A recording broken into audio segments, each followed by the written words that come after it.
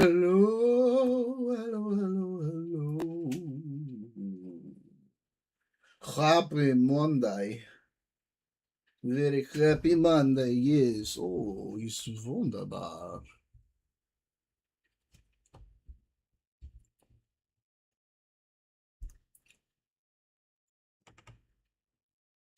We're doing well, yes. We're doing good, yes. Everybody in a happy place. Positive place. Wonderful place. Ah, that's the good stuff.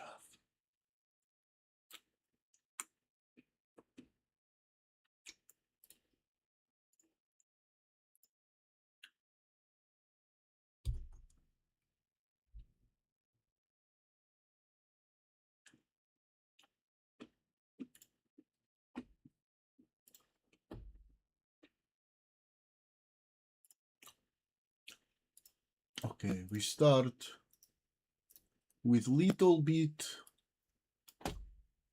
of Moist Critical. To make fun of in the TCG community. Well, they're not really in the TCG community. That's not fair to say. These scalpers are just germs that infect it and poison it.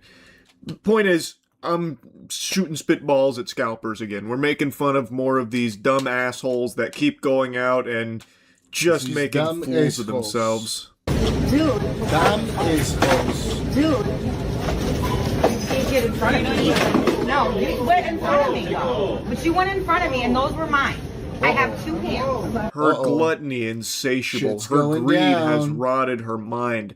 So this woman here is even boxing out someone else in line who's trying to reach in and grab product because she's literally taking all of it. And it straight up does look like a basketball play. Dude's going up for the rebound to get his paws on that precious Pokemon product. She is boxing out and actually driving him back, and he's got his arms up, you know, like he's trying not to draw a foul for over the back or something. And the whole time she's berating him, just chirping about how he wasn't in front of her, thus he's got her product. That's hers. She has two hands. She was there in front of him. Okay? This is definitely someone's mom, and I would be ashamed if this was my mother caught on camera here.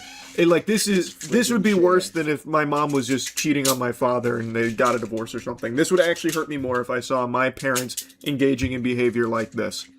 It is not your product, lady, just because you got there before he did.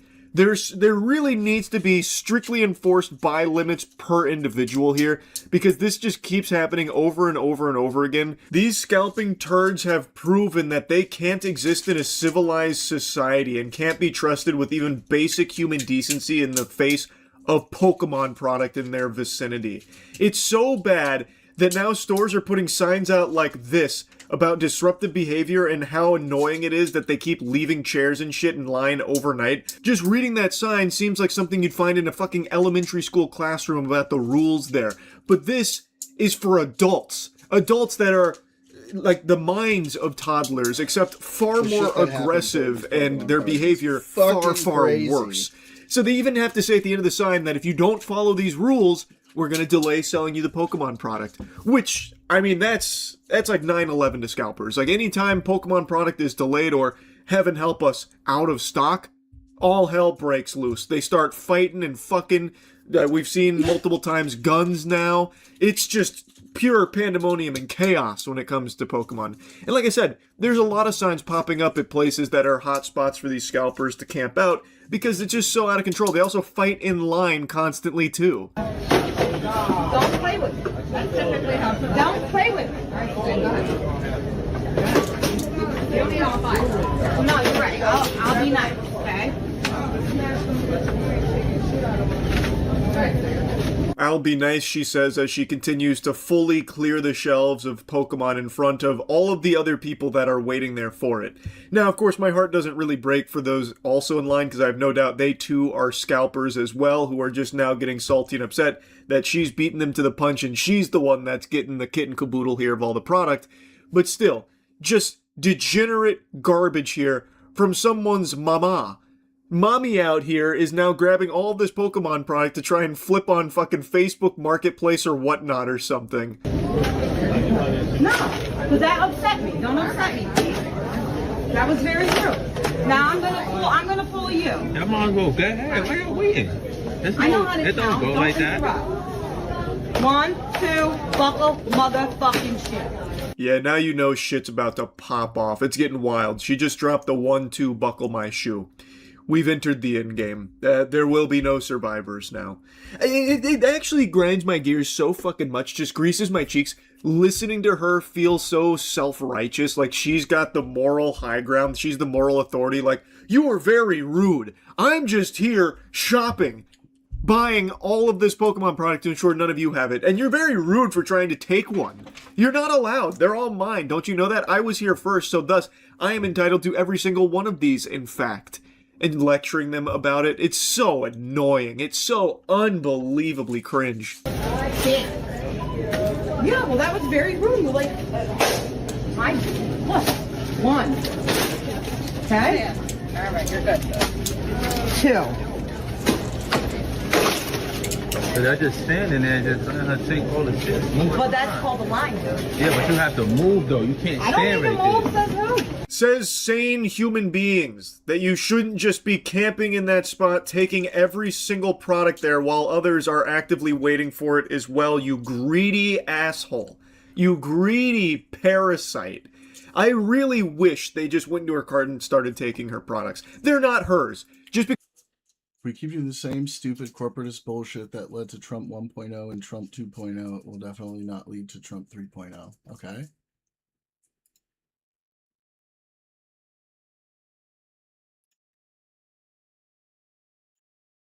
Is this like a populist? Like a sarcastic populist take?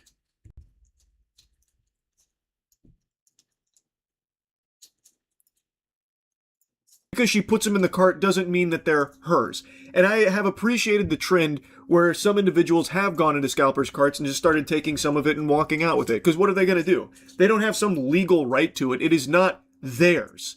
So I wish they had just started taking from her cart. Like a scene out of the fucking Walking Dead where they start like reaching into the intestines and eating them. I wish the other scalpers just came in there and started cannibalizing her cart there, taking all of her Pokemon products since she cleared the shelves. It's just so dumb, man. It's so out of control. And further evidence of that is just how many ancillary scalper-adjacent things are being spawned here from this Pokemon hysteria. So this is the Machamp's Mentorship Cohort 2. So this is the sequel, the Electric Boogaloo here. They're coming back around for second breakfast. So what this is a program that you pay thousands of dollars for, and they'll teach you how to make money off Pokemon cards. A few good decisions in the Pokemon space can compound into thousands of dollars or subscribers. We can help you make more of those good decisions sooner and more often. For the low, low price of $2,500, by the way, if you want their masterclass, which I know might sound like an alarmingly high amount of money, but look at the value you get from it. You're losing money not signing up, really. This is a beginner program designed to turn beginners into intermediates in under 12 weeks rather than 12 plus months, drastically reducing analysis paralysis and known mistakes that cost time and money. The topic selection and depth may feel too basic for folks who have vended more than 5 card shows and or have already sold over 50k of Pokemon cards in a 12-month period. So no doubt this is going to jumpstart your business in the Pokemon space. This is going to send you right to the fucking moon here. Real quick, I want to slide a fun tiddlywink of lore here before going deeper into this absolute dogshit program for an outrageous price tag.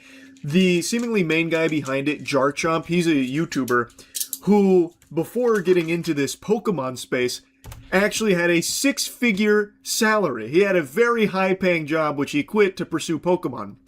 So he had a huge advantage entering the space, by the way. So you'll pay $2,500 for his infinite wisdom here, when really step 1 is be rich. Genius. That's how these garbage-ass courses always go, where they charge an exorbitant fee for their tutelage, and they make their money off you being that idiot that bought into the course, and they just give you, like, simple tools and the basics, when really they themselves, in this space, already just had a big advantage over you where you're starting. So good luck. Now let's say you're not willing to fork over $2,500 per person. Well, they at least have the Creator Accelerator for a measly $1,000 per person, and this offers some incredible benefits, which is only available to clients who participate in the beginner BST masterclass, by the way. So I actually missed that the first time I looked at this. So you also have to check. I didn't know what the ADDTL meant. That's additional. Why not just fucking spell out additional in that case? That is a crazy way of abbreviating it that I've never seen. I thought this was a totally separate thing, but no. It's additive to the buy, sell, trade masterclass for $2,500. So if you want the full experience, it's actually $3,500 to do their 12-week course here to give you like the instructions on what the best type of chair to set outside of Target is for restocks, and buy at 80% market, sell at 100% market, that kind of crazy life hack. And then if you want more, it's an additional $1,000, which is going to give you like social media advice. This is a beginner and intermediate friendly extension likely to be valued whether you've never posted a video before, posted a bunch but aren't seeing results, seen some success in content already and want to deepen your knowledge or understand how to move past the current plateau. Content will focus on long form versus short form. One session each dedicated to the key principles and actionable details that set apart simple making a video from creating something entertaining and or valuable enough to truly accelerate and enable your business and community building. So now they're the kingmakers.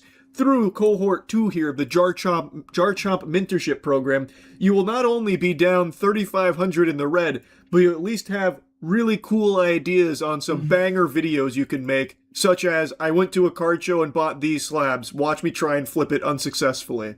I went back and checked their flyer, and I misrepresented Cohort 2's length. It is not a 12-week program. It is 6 or 8 weeks. Pardon me.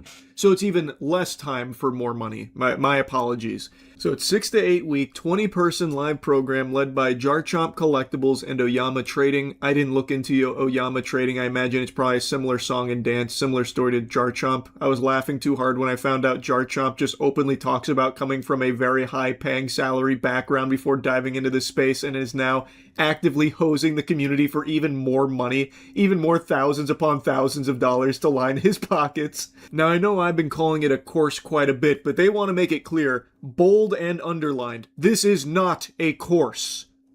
Spoiler alert. Yeah, it is. It 1000% is. I don't know why you're trying to rebrand that. Cohort 1 clients grew inventories from 0 to 15K to greater than 50K, started and scaled Instagram and YouTube, expanded their networks, made friends, and had a blast.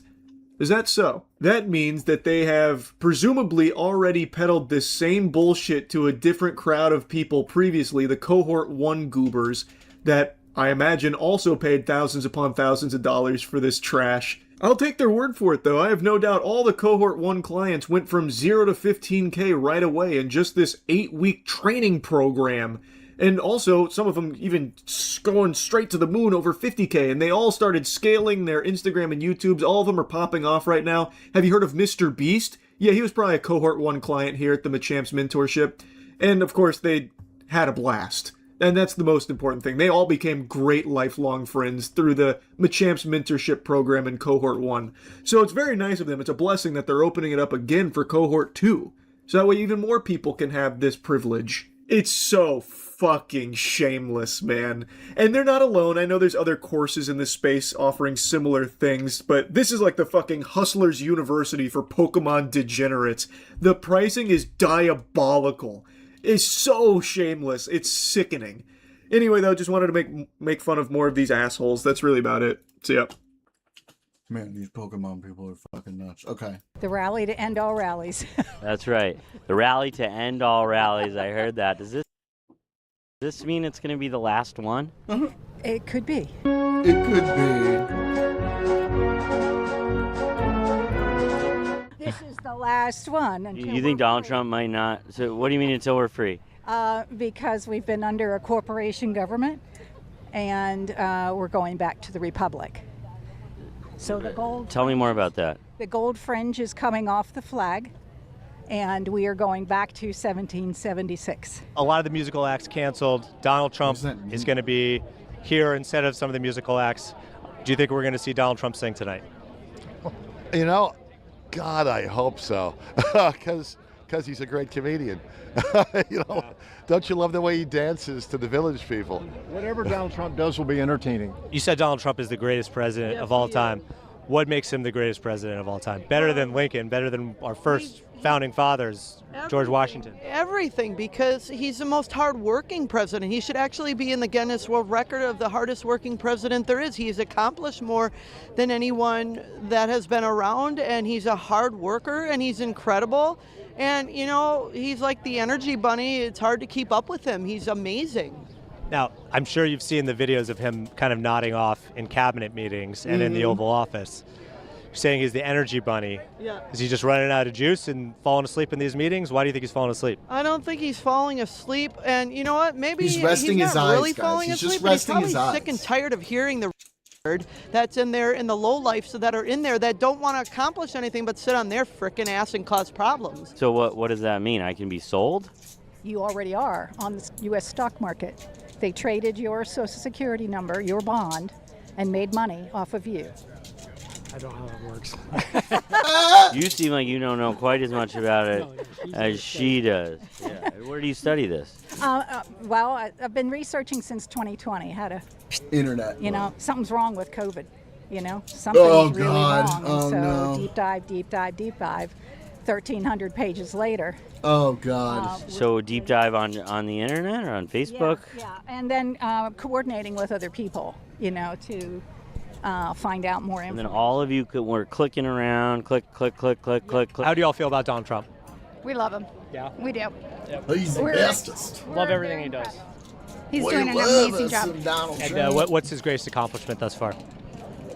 I think he's tying our country together. I feel like that might not be the most popular opinion, but I think that since He's like famously there's a lot of divisions in the country right now. divisive. Yes. However, I think that people are kind of starting to have their eyes opened. Okay. And he's really showing that politics aside, we're all Americans. Okay. And I've seen a lot of people, myself included, that's kind of come from other political belief systems and united under the idea that America is truly great. Because he's, called people scum, he called people vermin, he called the Democrats, he said some Democrats should be arrested and potentially retruth something about lawmakers getting shot for treason, hung for treason. Is that a uniting message? It may not sound like it, but I don't know. I think overall, I've probably said some pretty harsh things about people I disagreed with as well. Okay. So, You call for their death? no. I Probably think not. Yeah, in right? the That end, we're one's a just little going to more. have to rough them up a little bit more to get them into submission. When you say rough them up more, you mean bomb Iran more? Yes, take out some more of their infrastructure. You seem to have some kind of strong opinions on the Iran war, some ideas about how maybe you believe we're going to win in our negotiations, right? Yes. All right. Just for our viewers, just point it out on the map for us so we know where Iran is, and then we know exactly where we're talking about. Oh, boy. Okay. Oh, you want me to point it out? Yeah. I would say somewhere in here, but I'm not sure.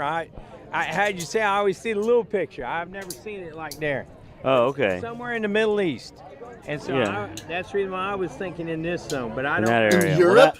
I'm guessing. Yeah. Did you just point to seem Europe? know a lot about it. Holy strong opinions on it. shit! Well, I have strong opinions about it, but I haven't sat But down I can't Right. point it out on a map, but I've got strong Found it. opinions. on a wall map, if you know what I mean. No, sorry. What it's right there. But you were pointing at Italy, I think. Well, I just looked for the gray, and I know it's a little small area. Yeah. It's over here. It's pretty big. Yeah. Yeah. Okay. All right. This hat says Trump was right about everything. President Trump wore this hat a lot for a while. You think Trump was right about everything? Absolutely. I've not found a single thing he wasn't right about yet. Well, He said he was going to end the war in Ukraine on the first day. Yeah. Did that end? no, it did not. He said he was going to end the conflict in Gaza on the first day. Did that happen on the first day? No, it did not. Instead of actually fixing the problem. See, that's the problem. You got too many That's people goofy. playing games. You can't have Why a are game. these people so This fucking is the problem. goofy? Here it is. Let's get it done. No games. Get no bullshit. Let's get it done now. It's simple. Life is simple. We don't play games. And these Democrats, they're on crack. They're half on drugs. They don't know what the hell they're doing. They don't have a brain. I was just in a meeting yesterday. I got lucky. And it was really embarrassing to see that these are actually working in our cabinet. It's disgusting. It's a disgrace. Who are the bad people in his own cabinet that he picked? In his cabinet, I'm talking about like this Democratic. Some of the things that are going on. It's embarrassing. If I was a business owner and I was hiring some of these people in there, I wouldn't hire them. I wouldn't like the Democrats. I wouldn't hire them. They don't work. They're not on time. They don't fulfill their duties. Why have them? And not to mention they get people killed with their bad decisions, or they cost us more money. That's insane. Click. People have not died because of wars in the past, except for Ukraine. How many people? Right, except for Ukraine. Yeah. Well, and then you had what's going on in the Middle East right now. Yeah, get the oil flowing. That's the big thing. Right, well, the war in Iran, people Oil's died, not right? Oh yeah, the military pieces of them. But if you look where he's not hitting residential areas. He's hitting military. Right, but there are other wars in the Middle East. You have what's going on in Gaza and Lebanon, and that should be over by now, and it should. So is he ending wars or starting them? Ending them. He's working. What about Iran though? He bombed, and then the war started because he bombed them, right? Okay. And that whole. Is he starting or ending wars? I say he's ending it. And, what about Ukraine? Ukraine, you brought it up. It's still going on, right? Yeah. And he's, from day one. And what between Israel and Hamas and Lebanon, those are still going, right? Yes. And then Iran, he started, right? Yeah. Do you think that the Democrats brought the algae in there? Oh, yeah, they did. They caught the guys. Or actually, I think it was an illegal, which the Democrats brought in the illegal.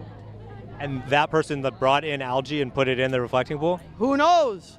Where did it come from? Why are you putting it in there in the first place? Are you that bored? Go get a job. But you think Democrats were the ones that put in the algae? I believe so. Someone was working with somebody. They always have to destroy something beautiful what Donald Trump builds. Why? I just don't know if there's been any proof that happened. Somebody brought in algae. I don't know who was involved with it, but you know what? Get a fucking life and get a job and get the hell out of our pools and with algae and shit and poisoning our ducks. Who would you like to see in 2028 run? Rubio. Rubio. Yeah. So why not Vance? Vance would be good. I think Rubio's better. I think Rubio's tougher. I think Rubio understands foreign policy better. He's a funny guy. I just think he's more capable than Vance. That's true. I think, thank God the Democrats stole the 2020 election. Because if they'd been honest, then Trump would be out of office now. Pence might be president, and the Pence was a rotten vice president.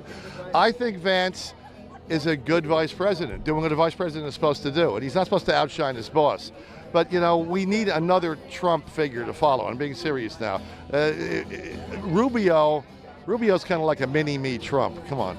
I mean, he's exciting, he's wild, charismatic, dynamic. He did say Trump had a small dick at one point. But that's something Trump would say.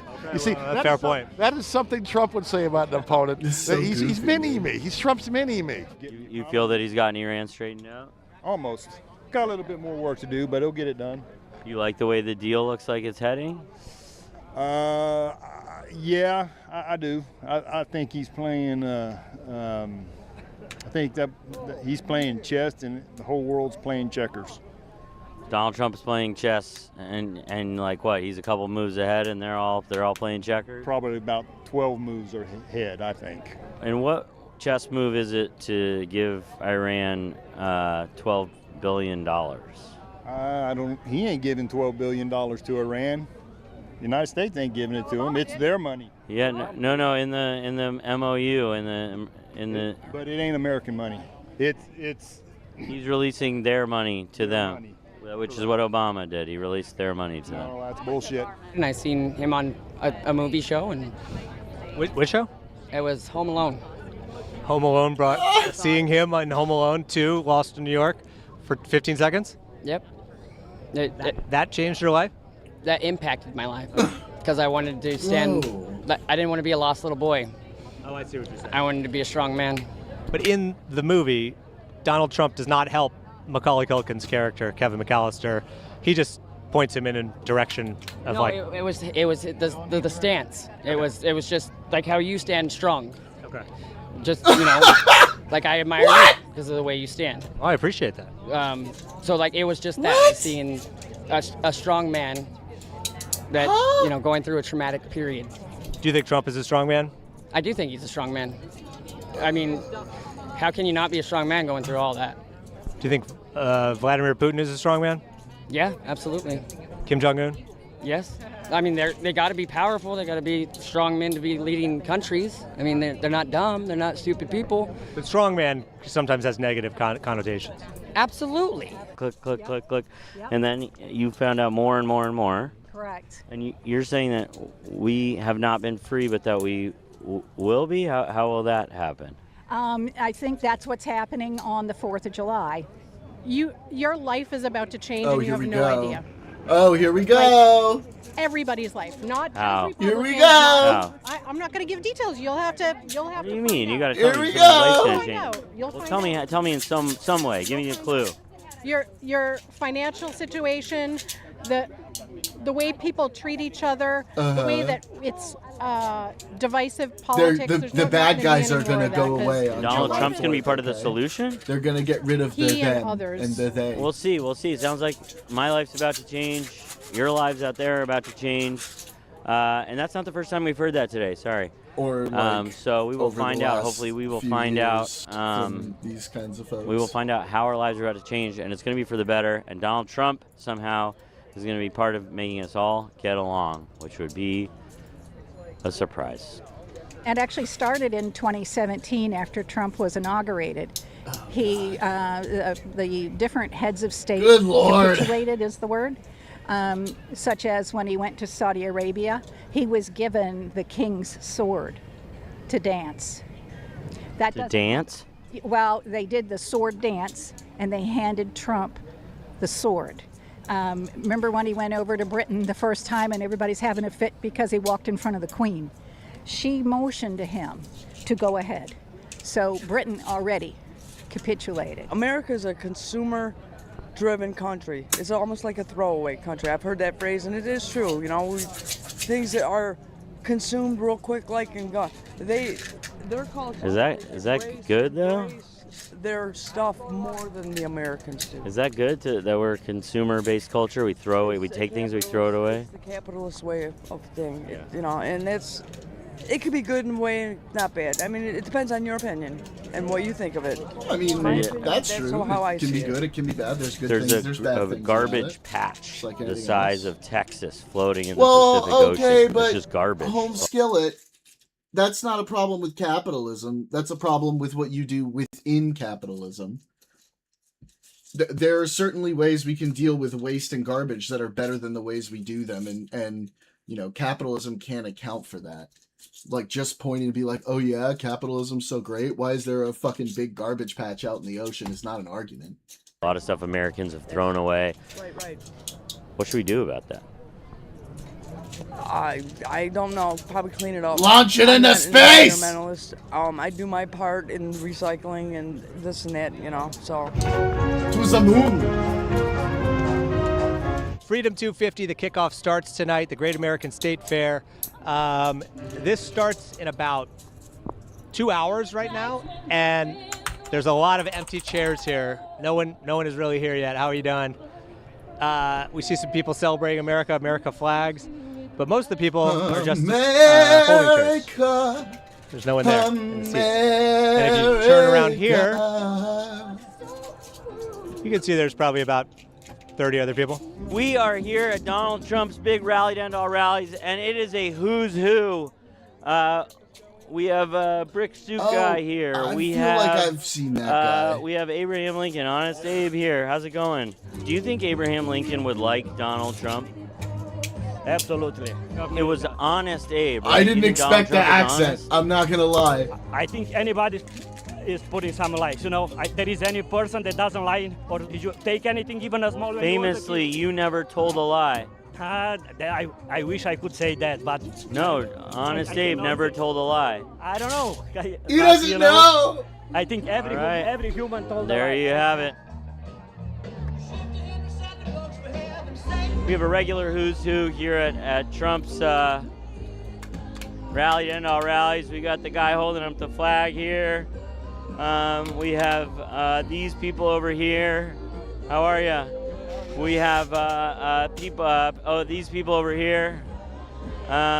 We have this guy here. What up, yeah? We have you're here. Yeah, you're here. We have the you guys are here, right? Yeah. USA. You're here. USA. You're here as well, right? You're here as well. You guys are here. Yeah. You're here. That's so yeah. goofy. You're here. You're here. Hey, how are you? You guys are here? You're all here at the rally? Yeah, yeah. Everyone's here. You guys are here. You're here? Yeah, you guys are here? Yeah.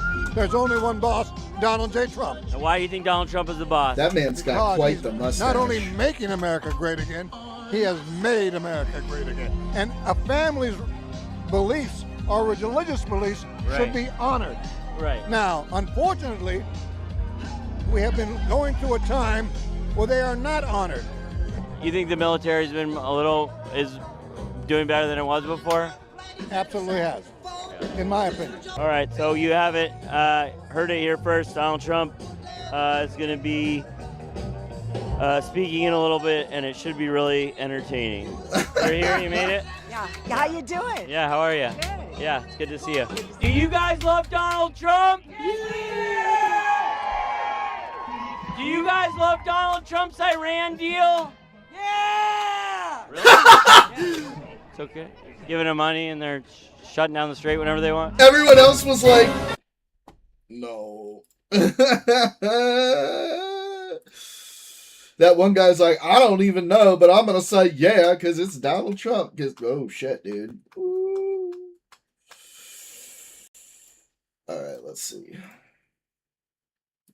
You know, if I was a Republican member of Congress and I'm listening to President Trump, the only words that enter my mind are, oh, God, no, what are you doing? And that is because the issue has not gone away at all. Google searches for affordability. Look at this, oh my God. 500% this week versus the pre-2026 average. In fact, Johnny B, they reached, you have it going across the top of your screen, reached an all-time, well, I couldn't get the pen. There we go.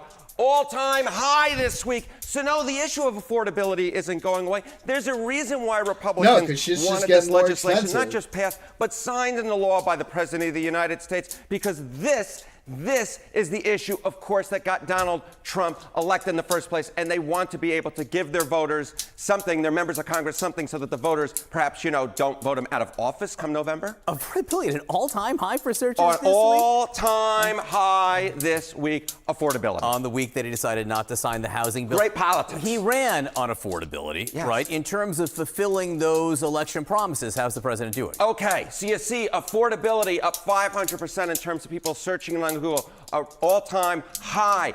This comes back to the issue we've spoken about over and over and over again. President Trump got elected to bring down inflation, got elected to fix the economy in the voters' minds. And do they think he's keeping his campaign promises?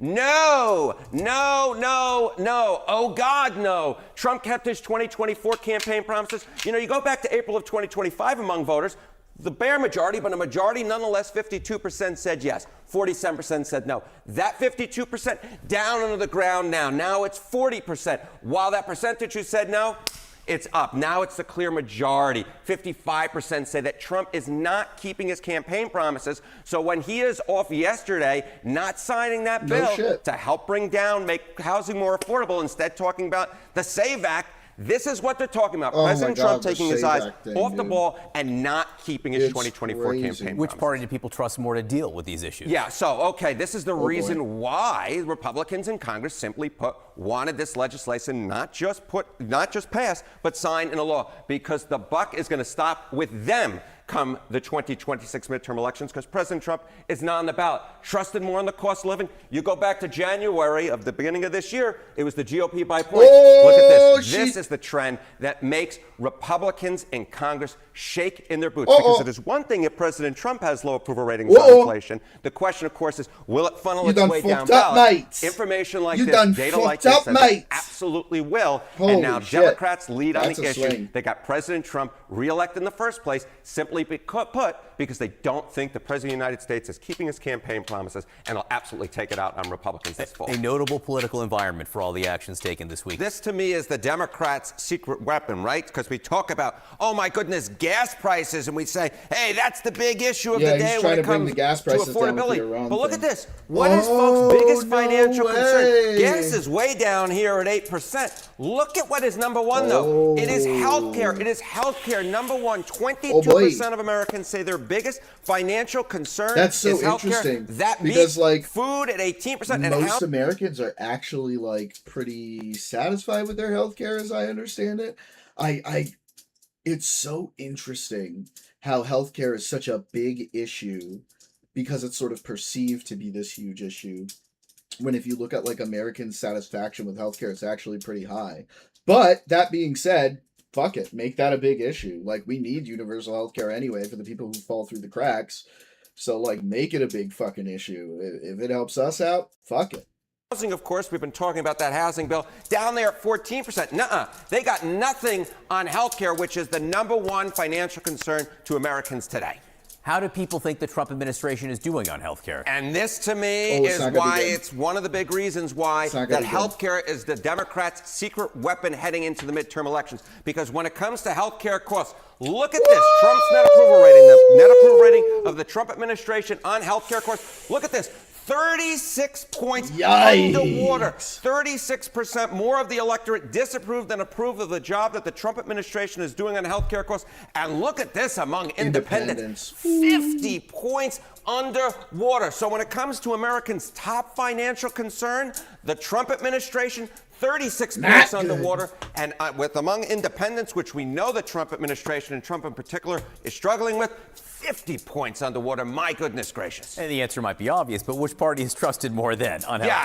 Yeah, so you see, Trump really struggling here. But here, even with the obvious, there's an interesting little nugget going on here. The party trusted more in healthcare. You go back to 2018, right, when they were trying to overturn the ACA, the Democrats had a 17-point advantage on healthcare. Look at this now. In 2026, the advantage has actually expanded out. It's actually even larger than it was back in 2018 during the Trump first midterm. Look at this, a 21-point advantage. So you look at those healthcare costs when it comes to the Americans' top financial concerns. You look at how far underwater Trump is, especially among independents, and you see this big Democratic lead. You go, hey, if you're a Democrat, you'd be taking the ball and running when it comes to healthcare. I mean, of course, this is also a big Democratic year. And that's exactly right. When the Democrats had a big advantage on healthcare, they got a net gain of 40 seats in the House. We'll see what happens this time around. So much has happened in 2026 so far. We forget this year began with the failure to expand the subsidies, the Obamacare subsidies that millions of people were getting. They were not extended, so people effectively lost some money on health care there. So the prediction, Mark, is what are they saying that these subsidies will ever get extended? Yeah, so you see this huge Democratic advantage and Democrats trying to repeat what happened back in 2018 with those big Democratic gains in the House of Representatives. And one of the things that comes out is money coming out of your pocket, money leaving your pocket. Chance of the enhanced ACA subsidies will be extended this year. You go back to January 1, it was a 43% chance according to the Calgary prediction market. Look where it is now. It's just 7%. It's just 7%. Those health care costs Americans feel are out of control. They really dislike President Trump on it. And Democrats, if this in fact turns out to be the case, when you see numbers like this, they may be taking the ball and running with it and running to a House majority and maybe a Senate majority as well. It'll be interesting to see if Democrats really try to re-engage with that issue. They in the fall. absolutely should be running on health care. It is a big win for them. President Trump has been the most transformative president when it comes to border security.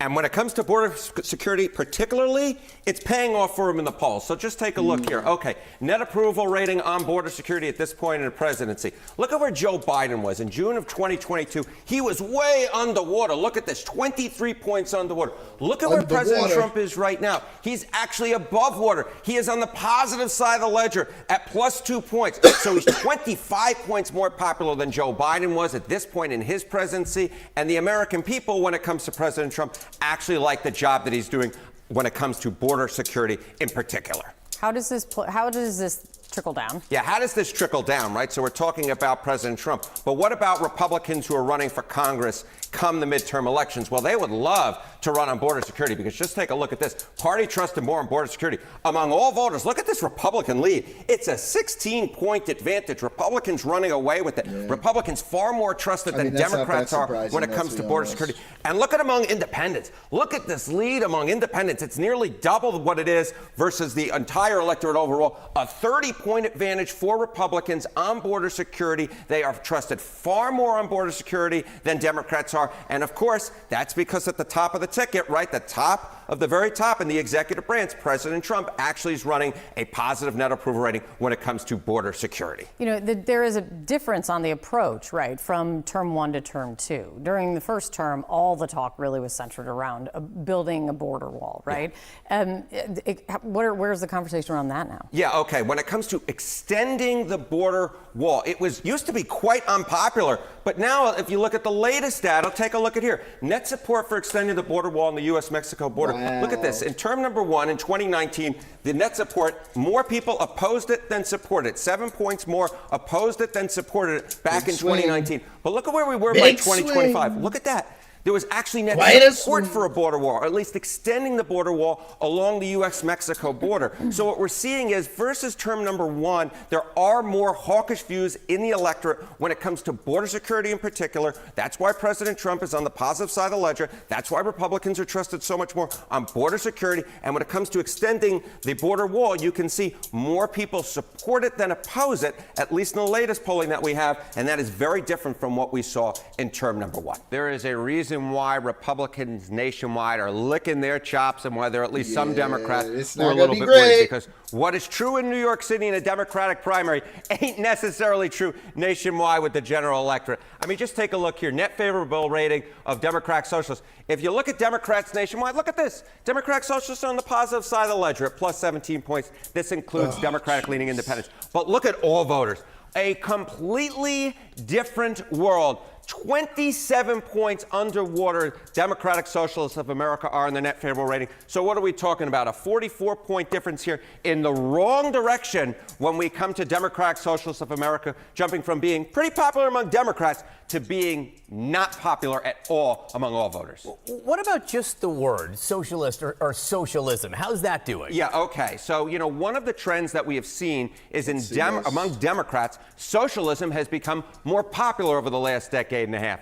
But what about the rest of the electorate? And this, I think, gives the game away right here. Okay? Positive view of socialism. Among Democrats, look at this. Up considerably from where we were in 2010, 50% to now 66% now. That's a jump of 16 points in a decade and a half. But look at all others. The number is the same. It was 29% back in 2010. It's 30% now. Socialism has become increasingly popular among Democrats, but it is a much tougher sell in the rest of the electorate. It's a much tougher sell among independents, and this is why Republicans actually think that there could be some electoral opportunities because of these Democratic Socialist winning primaries, and why there are a number of mainstream Democrats who are going, I'm not quite sure about that. Okay. Getting a lot of focus here in New York City. There are a lot of people, I occasionally one of them as a non-native New Yorker, think that New York gets disproportionate focus. Is this something that really is only a New York thing in terms of how people are paying attention? No. This is what is so important. You know, when it comes to the popularity of democratic socialism, that may stay in the major urban corridors. But when it comes to it being an issue that people are being talking about, this is why I think Republicans really like what's going on here. And this is because, take a look at Google searches for the DSA, the Democratic Socialists of America. Up like a rocket, up 140% from when Mamdani, who of course burst on the scene about a year ago, up 140% from his primary win. And again, we're going to highlight it right here, reached an all all-time high this week. More people are interested in finding out more about democratic socialism than they ever have been in the United States of America. And given what you see in a slide like this, where you see, hey, you know what, there's still socialism isn't popular, and when you see, oh my goodness gracious, among all voters, it really isn't popular, Democratic Socialist America, that's why Republicans are saying, hey, there could be electoral opportunities here. Okay, there were incumbents who were felled here in New York City, won by a Democratic Socialist here. So in terms of how many more incumbents might go, what are the prediction markets saying? Yeah, if you take a look at the Kalshi prediction market, we have already seen 4 incumbents, 4 House Democratic incumbents lose so far. How about the chance that 6+ House Democratic incumbents lose their primaries in 2026? Look at this. According to Kalshi, a 66% chance. The highest in the 21st century before this year in a non-census year was just 3. We're talking about a real chance it will double that previous record. That's in a primary. Fascinating to see, Harry, and thank you very much. Thank you, my friend. Very good. Thank you, Harry. All right. I'm going to take a quick smoke break. I'll be right back. Don't you motherfuckers go anywhere!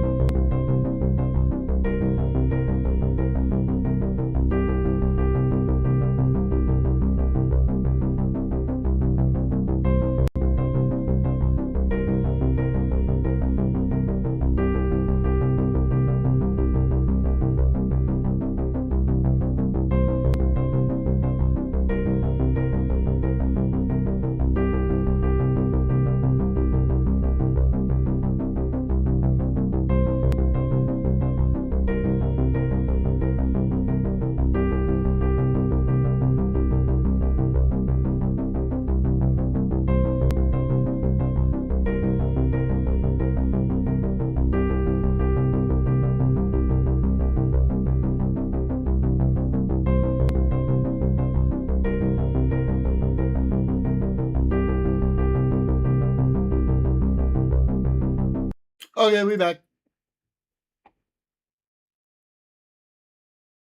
We back. All right. Caroline Leavitt is back, and she is as back. Caroline Leavitt as ever. And one of the things that I found hilarious was she did a Fox News interview, and Fox News set up a sort of big travel studio on the National Mall so that in the background you could see the great celebration facilitated by Trump for America's 250th birthday. Celebration! And people could see the hordes of folks in the National Mall celebrating this. Now, by the way I'm saying that, and maybe previous stories you've seen, it isn't turning out this great American state fair the way probably Trump planned it to. And barely anybody's showing up. And so Fox News accidentally a few times broadcast some humiliating video behind them of nobody at this big celebration, including during Leavitt's interview. Now, I just said this in the intro, but for our YouTube video viewers, now Benji laid down, we're good to go. I do want to make sure that MAGA isn't able to distort what we're saying here and what we're laughing about. I want us to have big, proud celebrations. 250 years, woohoo. My 4th of July plans are going to be off the walls. America, I'm gonna see yay. if I can go to like a MAGA rally or something on the 4th of July and do like my first of those like live interviews on the street type thing. That'll be really fun. The reason why liberals are pointing and laughing at the events Trump has held, like we talked about last week with the big concert and Alexis Wilkins and Trump's speech, is because Trump as a figure has taught not just his own supporters, but America at large, that being an American is partisan specific. He doesn't treat or think of people who disagree with him politically as equally American. And so when we say, wow, look at these celebrations that Trump's administration is putting on, they're failing, it's not because we want our country pride to fail, but because it's obvious that Americans are seeing this as a Trump party and not an America party, and that's causing it to be very humiliating for him. So here's a clip. She's talking about something random, but you'll see it cuts to the wide shot and just humiliating video of nobody out there. These are radical Marxist ideas that have never worked in the history of the world. And I think it's a choice coming up between communism and common sense. That's how the president views it. And that's why Americans need to vote for this president and the Republican Party and the common sense ideals that make this the greatest nation in the history of the Do world. you think this helps the president and the Republican Party during the midterms that they have decided in this Democratic... And just take a moment and observe. Because we're later going to see Fox News be like, you know, you can't really tell. Pictures are deceptive. You know, whenever you look at a Zillow house and it looks humongous and then you go tour it and it's way smaller, the video's deceptive here, but really there's a lot of people out there. It's giving inauguration crowd size drama all over again. I feel like the National Mall is just the bane of Trump's existence. Exactly right. A socialist civil war. This is the new Democratic Party. If you appreciate this show, please click the subscribe button right below the video. Yeah. A little button says subscribe. You click My it. demand Also the avoidance like is button, and then engaged. drop a comment, whatever I you want will to say. It not helps algorithmically. subscribe. Back to the video. It certainly is. And you see Democrat elected officials right here on Capitol Hill, Hakeem Jeffries, Chuck Schumer, are afraid to stand up and speak out against these radical communists who are taking over their party. It's quite scary, but No, this is, I mean, it's not that, it's scary. But, okay, that's the first video you see during her interview, or even a photo that Caroline Leavitt herself posted, as Harry Sisson put it, accidentally proved how empty Trump's state fair is. You can't make this stuff up, LMAO. And you can see there's people spattered around.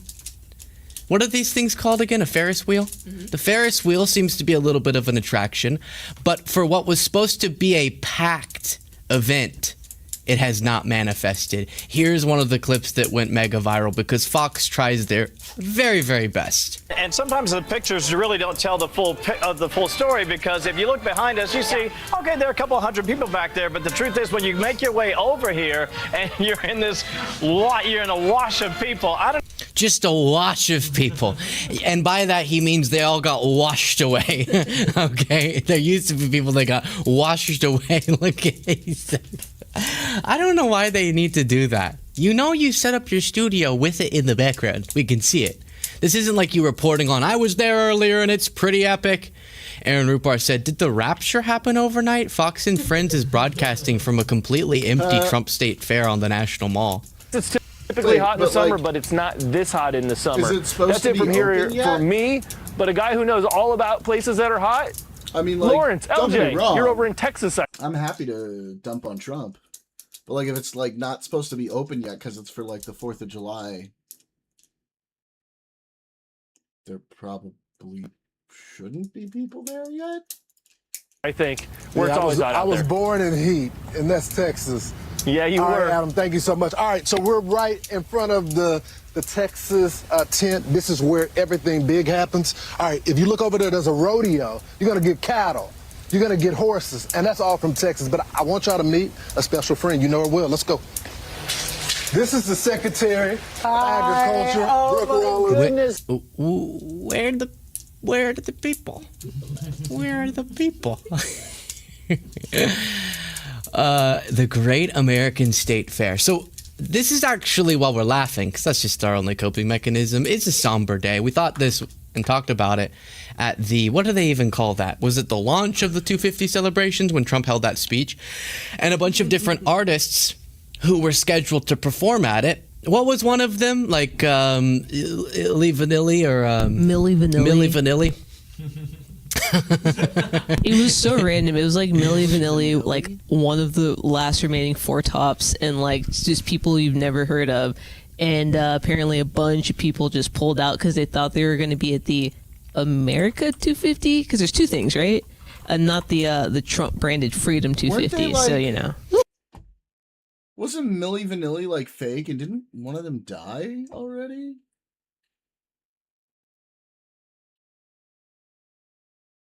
What was it? Okay. Yeah. They not sung on their records. Yeah, and one of them is dead.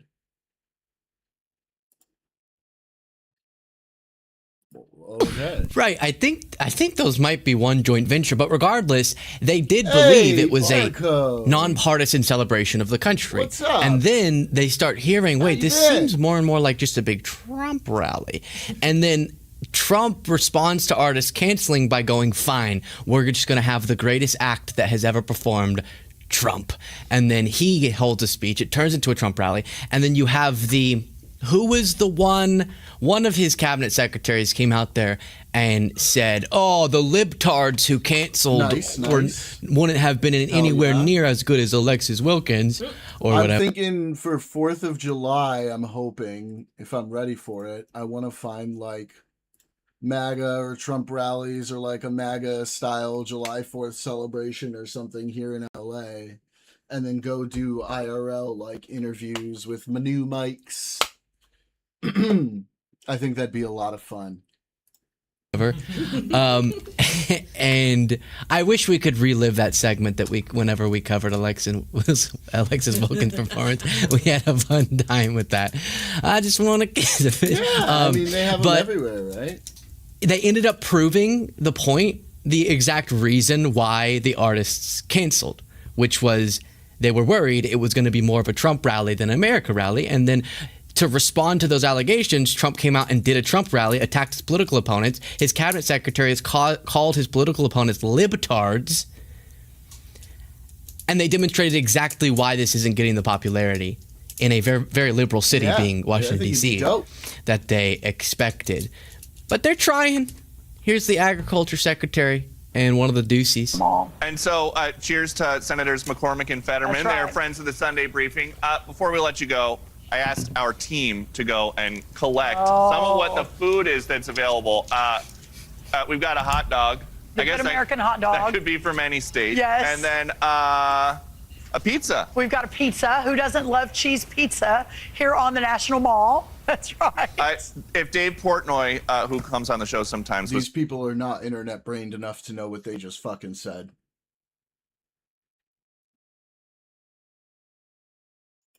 here, we would have him take one bite. Yes. Secretary Rollins, thank you very much for being here. And so, This is brutal. Well, yeah. Some amazing. They're like promoting the event, trying to get But I people thought out it was like I was saying, I thought it was like for July 4th. So like, doesn't it make sense that there's not going to be a lot of people there right now?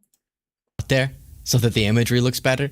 Some amazing attractions. You can get a hot dog. Where else can you get a hot dog and a cheese pizza other than every single place in America, including sports events? One guy was performing at this fair, and someone zoomed into his glasses and saw that the crowd he was performing for was about, well, his mom and 3 others. Okay, that's rough. Aw.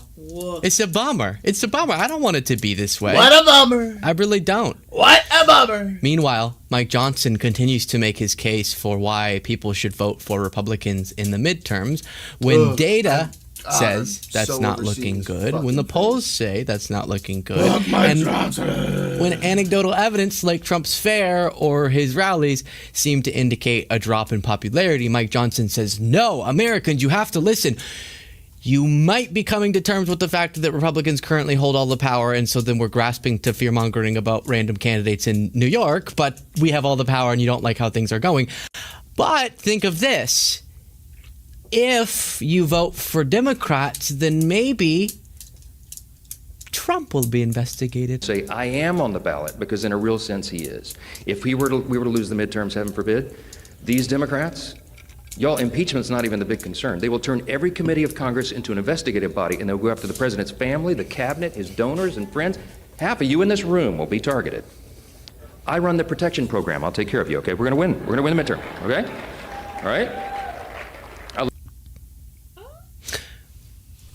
That's a bad place to be in when one of your advocate points, one of your affirmative reasons people should vote for you is because you're scared you'll be investigated and you run the protection program.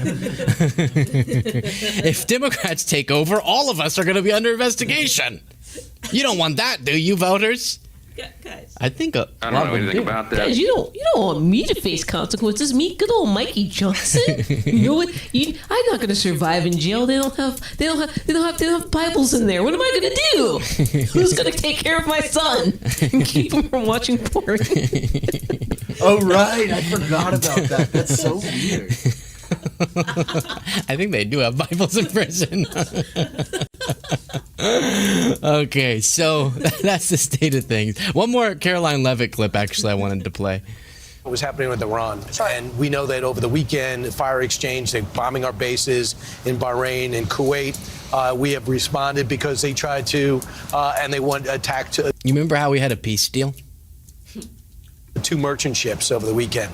Now, can you give us the latest? Sure. Well, I just spoke with the president about it. Iran has requested a meeting this week, so Special Envoy Witkoff and Jared Kushner will be flying to Doha for high-level meetings this week as we continue to discuss the memorandum of understanding. On the sidelines of those high-level talks will be the technical talks. So as far as we're concerned, we're holding up our end of the ceasefire. Violence will be met with violence. As you mentioned, Brian, there were attacks on commercial vessels that the United States of America, directed by the president, responded to, and that will continue to happen, but So, anyways, you're seeing the least peaceful peace deal you've ever heard of. That's kind of my closing statement on that segment.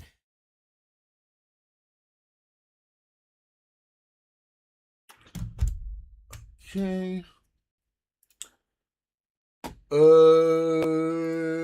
wanted to wait for more people to come in before we get into the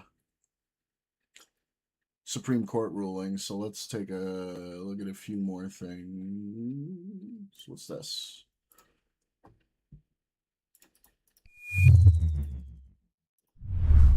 Donald Trump just had a disastrous de facto press briefing in the Oval Office before abruptly kicking everybody out. It went so poorly. And one of the stupid things that he said during the course of this presser is the fact that he really doesn't give a damn about the overwhelmingly popular and bipartisan housing bill that he is actively standing in the way of, a bill that is designed to make houses more affordable.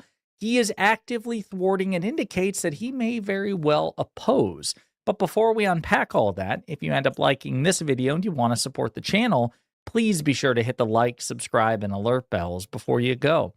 folks, it's almost like Trump wants to lose the upcoming midterms. It's like he wants to bring his presidency to a premature conclusion with 2 years left in the term by allowing Democrats to take both the House and the Senate. Why the hell else would you say what you're about to hear Donald Trump say? So let's start with this right here on the Iran war. Well, there'll be a meeting on that tomorrow in Doha, and to go into Qatar. I think they've already left, or they're just about getting ready to leave. So we'll see how that goes. But we're doing very well on that front. Did he say but Doha? So to go into Qatar, I think they've already left, or they're just about getting ready to leave. So we'll see how that goes. But we're doing Qatar. So let's start with this right here on the Iran war. Well, there'll be a meeting on that tomorrow in Doha. Doha! And he said Doha! I think they've already left, or they're just about getting ready to leave. So we'll see how that goes. But we're doing very well on that front. But the Doha. Meeting in Doha is Oh, going there to be, he said it wrong the first time, and then he said it right the second time. perhaps important, perhaps not. We're going to find out. But we're winning militarily. We're winning. Almost won militarily, I would say. And it's really very simple. It's the denuclearization of Iran. We don't want them to have a nuclear weapon, and they're not going to have a nuclear weapon. It's just so fascinating to me. You know, it may be very good. It may not be very good. We're almost won. We've almost won militarily, I would say. He's just so vague. It's like he has no grasp of what's going on. The fact of the matter is, if Iran was as defeated as Trump said, he would not be in the process of negotiating with them and giving them such generous terms vis-a-vis the Memorandum of Understanding, permitting Iran to receive $300 billion between $24 and $200 billion of unfrozen assets, and permitting them to export their own oil, giving them $10 billion per year effectively for that. So Iran is making money hand over fist. If you'd kick their asses conventionally in terms of military capacity, you wouldn't be doing this. And as we discussed in a recent video, it was Trump who begged Iran for this meeting in Doha after the ceasefire was violated over the past weekend. So again, Trump doesn't seem to be particularly confident or particularly sure about the fundamentals and the details of the ongoing negotiations with Iran. He's totally checked out. What do you make of the Supreme Court ruling today in regards to the mail-in ballots, and what comes next for the SAVE Act after today's ruling? Well, because of the mail-in ballot ruling, which was Elizabeth. What a ruling. I can't wait to talk about that with you guys. Woo! Bit of a surprise. Surprising. Gives people more time to vote illegally, let's say. But the SAVE Act is even more important. What a fucking goofball. So Trump, of course, complaining about his back-to-back-to-back defeats at the United States Supreme Court. One of those defeats was a mixed bag. At the time of this recording, a video just dropped with friend of the show, Peace Go, breaking that down. The Supreme Court decided not to come to Trump's rescue when it came to the E. Jean Carroll lawsuit. They struck down in a 5-4 decision his efforts to prevent ballots from being sent in before or after Election Day. The Supreme Court said, listen, unless the statute explicitly prevents ballots from being counted after Election Day, you know, there's nothing Trump can do about it. And then the third ruling was they said, look, you can fire people on the FTC and independent agencies, but not the Federal Reserve, like Lisa Cook. So it was a bit of a mixed bag, but a broader strategic victory for Trump. But 2 out of 3, very bad for Trump. He's very upset about Very that. bad. The thing is, the very SAVE Act cranky. is a voter suppression bill, and the reason that Trump Big wants it passed cranky isn't because orange he's cheating boy. in elections, but to actually cheat elections. He wants to suppress voter turnout because he thinks it will advantage his party. Parliamentarian? What were you asking about? Yeah, have you talked with Thune about? I have. No, I can't imagine why you'd keep a woman that was put there by Harry Reid and Barack Hussein Obama. I cannot understand it. The leader has the right to fire the person at will and put somebody else there. That would be, because we get so many negative rulings from her, the parliamentarian. She's been there for years, and she was put there by Harry Reid and Barack Hussein Obama. Harry Reid was a bad guy, and he was the leader, and he put her. And the speaker has the right to immediately fire her and put somebody else there. And it's not even believable that. So Trump is really stupid. The Senate doesn't have a speaker. John Thune is not the speaker. The speaker's in the House of Representatives. That's why it's called the Speaker of the House. Mike Johnson is the Speaker of the House. John Thune is the Senate Majority Leader, because, again, the Senate has no speaker. The Senate parliamentarian is basically a referee, a bureaucratic referee who decides whether or not a particular provision of a bill actually is permitted in that bill. And it is true that the Senate Majority Leader can fire her. As a matter of fact, that's what Democrats, all of us, wanted President Biden to arrange by way of Senate Majority Leader Chuck Schumer during the Biden administration. But there apparently there wasn't enough support there to overturn her, even though he could have gotten rid of her in order to allow certain provisions in for Build Back Better and other things. The Democrats said that, well, if you do that, we're not going to vote for them anyway. So Chuck Schumer did not ultimately fire the parliamentarian. Trump wants John Thune to do what Chuck Schumer would not, and John Thune is refusing to do so. You have honest elections.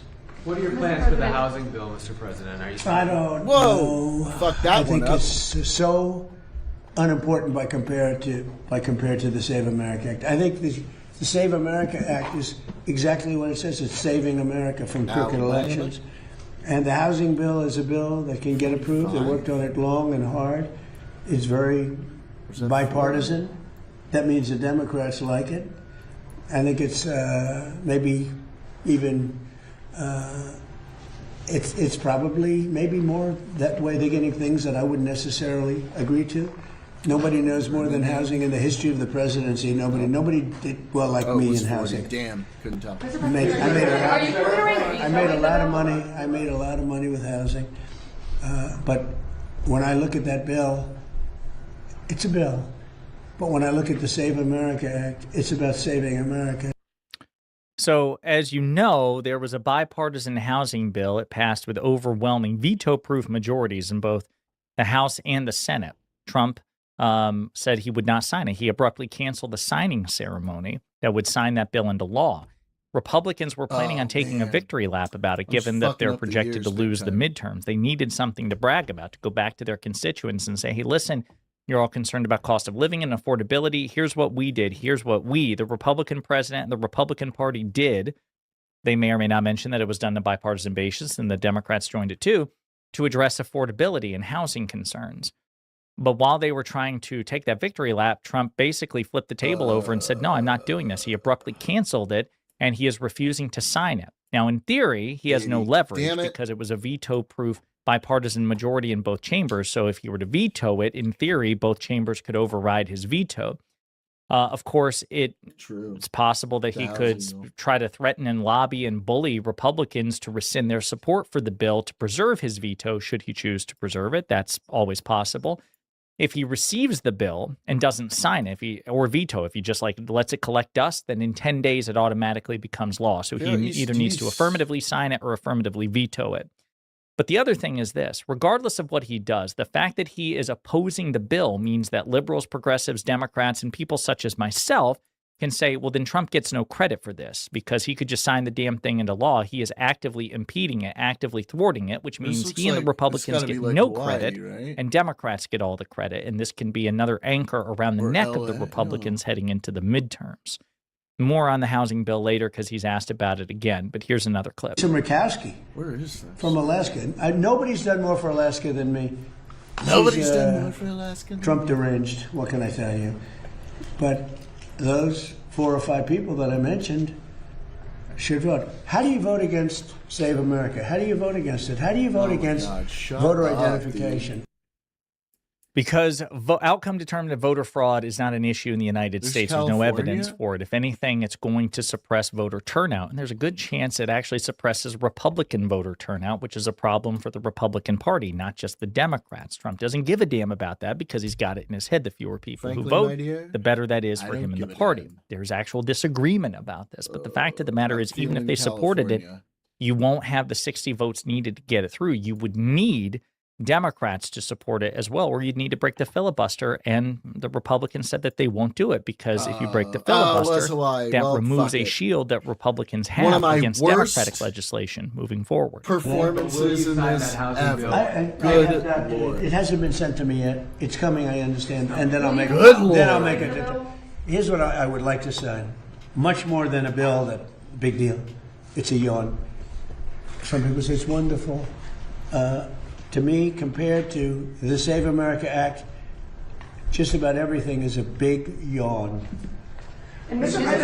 So again, it's like he just wants to end his presidency 2 years in advance. Why would you say that? It's a wildly popular bill, so popular that in these polarized times, it passed with veto-proof majorities, and it was going to be something that you would be able to take credit for, right? Not necessarily fairly, but it's Democrats. This bill is so popular that Democrats were prepared to help you pass this, knowing full damn well that you would take the credit for it in an election year. That's how popular it is. And now you're stepping on rakes left, right, and center over this, and you're screwing yourself and the Republican Party. It's insane. It's like he has some sort of political wish of self-harm that he's eager to injure himself and the party, politically speaking. Stunning stuff. One last clip. And this is him abruptly kicking people out. Mr. President, Zohran Mamdani said in an interview this week Zohran! that he was open to being the poster child for socialist candidates. Are you worried about more socialist candidates across the United I think States? it's a big threat to our nation, actually. I thought because he liked it's not socialism, it's really communism. I thought he use the word liked- social democrat. I like because him it as a sounds so big nice, guy. but it's really communism you're talking about. I think it's the biggest threat to our nation there is, maybe since our founding. That includes World War I, World War II, September 11th. It includes the Pearl Harbor attack. Pearl Harbor attack was part of World War II. I think this is the biggest threat to our nation. People will smile when I say that, but Yeah! the smart people are going to say, you know, he's probably right. What are It's you talking basically, about? introducing communism into the United States of America. There's never been anything so dangerous. Thank you very much, everybody. Thank you. I mean, it's not good, but Thank you, like, guys. Thank you all. Thank you. worse for America than World War II? I don't know about that. It's not good.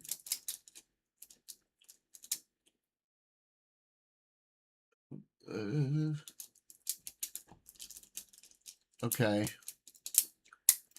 All right. Let's have a look at this while we keep waiting for folks to come in, and then we'll get Right now, it works that it's breaking regularly scheduled. They're giving their continent and their country away to foreign invaders. He has no idea, bro. Running for Congress, by the way. Actually, I'm sorry. I think you can knowledge check people. If you're running, he's running for the Senate. If you want to run for the Senate, I'm sorry. You should be able to be. This is the lightest form of knowledge check. What the fuck do you even think NATO is? When Russia crossed over into Ukraine and invaded Ukraine, we used an escalatory ladder to determine the military action we should take to Russia based on their existential threat to our country. A lot of Democrats argue for that. No? What are you talking about? What do you? No, we didn't. Ukraine is not a NATO. Russia? Think about. You know, I've been Democrat my whole life, so I guess. King. I'm an American citizen and a patriot. Conservative, MAGA, conservative, Nazi, fucking, oh my fucking God. I would probably describe my politics as Christo-nationalist and populist, ultra MAGA, America first, if we had to be specific, but I'm an American patriot. Oh boy, we're gonna hear a lot of weird opinions on Russia and NATO, like we got in the little opening preview thing. This is gonna be fucking funky. When you look at the situation, what? Yeah, everybody does these days. What do you mean? Kyle Kalinske, all these people all think populist. It's like a pro to them. Yeah. But no, they think it's good. I don't know. I always just thought of like populism as like bad. Okay. It is, but they love it. Involving America right now, the state of affairs going on in America. Let's start with you, Royce. How would you describe the state of America as we see it right now today? Chaos, crisis, unmoored from reality, a lack of leadership, a lack of sacred honor, a lack of genuineness, forthrightness, a lack of people who are not willing to be bought and paid for, a lack of epidemic of sellouts. There are a lot of problems. Would you point to the Trump administration as being included in the soliloquy you just gave? No, he's fighting. I would say that there are elements of the administration that are having some of those issues, for sure. I think overall, the president of the United States is a man who, by all measures, was willing, and you need these kind of guys to stand up and be crazy enough to say, crucify me, if need be. None of our leaders are going to be perfect. All of them are going to be extremely flawed, increasingly. But if he's brave enough to do that, why does he act like such a little pussy every time somebody does? He's so fucking brave that every time anybody says anything bad about him, he throws a fucking tantrum. You remember how he lost the election and still won't admit that he actually lost the election? What a brave guy. And an increasingly decadent culture that we created in this country. So every leader is going to be flawed. But you do need people that are just crazy enough to stand up and say, crucify me against all of the all of the momentum of social norms and the convenience of the status quo. And I think President Trump has done that for the better part of 10 years now. He celebrated his 80th birthday recently. So he's at the tail end of his career and at the tail end of his life. Younger people are going to have to pick up the mantle and lead this country in the right direction. And I'm proud to be one of the candidates trying to do that. Isaiah, You just heard what Royce had to say as a liberal, a Democrat in this nation right now. I'll ask you the same question that I just asked Royce about what do you believe the state of America to be right now, and how much of that do you attribute to this specific administration? Stephen A. Smith wants to I actually run agree for with president. the beginning of what Royce said. Is a lack of leadership. The president of the United States has totally failed at pretty much everything that he set out to do. He said that we would have gas prices as a national average for less than $2 a gallon. That never happened. He said he would bring inflation down. That never happened. He said he was going to bring energy bills and cut I them. like Isaiah. I like how he debates. He's pretty progressive, but like, he's really good in debate. He's pretty impressive. In half. Instead, they're up by more than 13%. Healthcare premiums are up. Everything in America costs a lot more than what it was when Trump got started. So yes, it is a lack of leadership. And personally, I don't believe in participation trophies for these politicians. And I believe that a lot of people that are on the conservative side are constantly looking to give Trump participation trophy. True. He has utterly failed. And I think that personally, we need an agenda in the United States that prioritizes common sense. And I believe that is using our tax dollars to invest in America, to go and provide things like universal healthcare, universal childcare. That's the type of direction that I think that America needs to be in. And I think that, frankly, if we get the right leadership, America can be much stronger than what it is today. Before I go back to Royce, Isaiah, let me ask you this question. What do you say to those that would look at the Trump administration and say, at the very least, it's better than what Biden gave you during his 4 years in office? What would your retort be to that? Fake news. I mean, point blank. You can look at facts, don't really care about, feelings in many ways. And like I said, if you look at inflation is up and unemployment is up. You can see that in private sector investment to build new manufacturing facilities are up. Everything, is down. And we see that ultimately the things that Donald Trump set out to go and do, he has not delivered on. So when you look at the economic standpoint of this golden age in America that he thought that we were going to receive, none of that stuff has ended up happening. No. And if we've been following the news over the last 24 hours of the development. Why aren't all of us rich? Twitter, he's crazy. What, Why aren't we all winning so much? Like, I thought I was going to have like a boat and 3 houses by now, according to Trump. Describe himself as ultra MAGA. It's crazy. Mike Lindell's an American hero. No. I like. How do you actually function within society if you're that retarded? Mike Lindell is an American hero. Oh, jeez, that's embarrassing. That's an embarrassing. Mike Lindell, I can't tell you how many people I hear say this shit. It's insulting. It's embarrassing. It's disappointing. I like Mike Lindell a lot. Mike is great, but he just can't win. Can't win what? The rigged fucking elections? Every time somebody says that, all you have to do is ask them one simple question. Do you believe the elections are secure? And watch their entire worldview collapse under the weight of its own contradiction. Plus, it's a lie. 1.1, estimated 1.1 million low propensity conservative and Christian voters didn't cast a ballot in 2024. Mike Lindell and I certainly can win if these types of people actually get out to the polls or have their votes counted properly. And any other answer is not a real answer. Trying to lie to communists and socialist Democrats or liberals or... I actually have no idea what he's saying. Is he saying... It sounds like he's saying it's the elections are not rigged. Why are you saying that? We just need to get these people out to vote. And it's stupid of you to say they're rigged while running for office. Or it sounds like he's saying that they're obviously rigged. Are they? Okay, I can't tell. Center-left moderates or independents or people who never voted before trying to lie to these people about the principles of our platform only to what? Get elected and then govern different than we promised is not a real answer. Under any circumstances, that is not a real answer. Certainly not a real answer for a Christian. Iran deal is an America last agenda that ultimately is leaving Americans behind. Royce, how do you respond to that? I think the criticism of President Trump in this particular case is coming from the left, and I regard it to be illegitimate on face value from the outset. Any criticism of President Trump and his administration from the left is political theater. The only legitimate criticism of President Trump's administration is from the right and saying that he hasn't gone far enough in the things that he wanted to do or said he wanted to do to help save this republic. In great part because the public scrutiny and criticism from the middle and from the left would be incredible. Like, for example, securing our elections, which our elections aren't secure. And if you need a reference, you can go back and listen to. How is this still a talking point? It's been disproven over and over and over and over and over again. How do we still let this be a talking point? Amy Klobuchar and Kamala Harris in the 2018 documentary Kill Chain say that the machines can be hacked. They even actually... It's pronounced Kamala. They actually held a senatorial committee demonstration because he doesn't believe in the election where they demonstrated that the machines can be hacked. So that's one thing, but you say another, like, restoring the border or closing the border. We sealed the border up for the most part, but the border's not restored until we deport the 15 million conservatively foreign invaders that Joe Biden and his administration led this country intentionally. And we can go further on down the line, but the only real criticism that I count as legitimate is from the right that President Trump hasn't gone far enough. And the reason he hasn't gone far enough is because the center-right Republican establishment is favorable to liberal and Democrat policies, and they always have been, which is why they protect that status quo.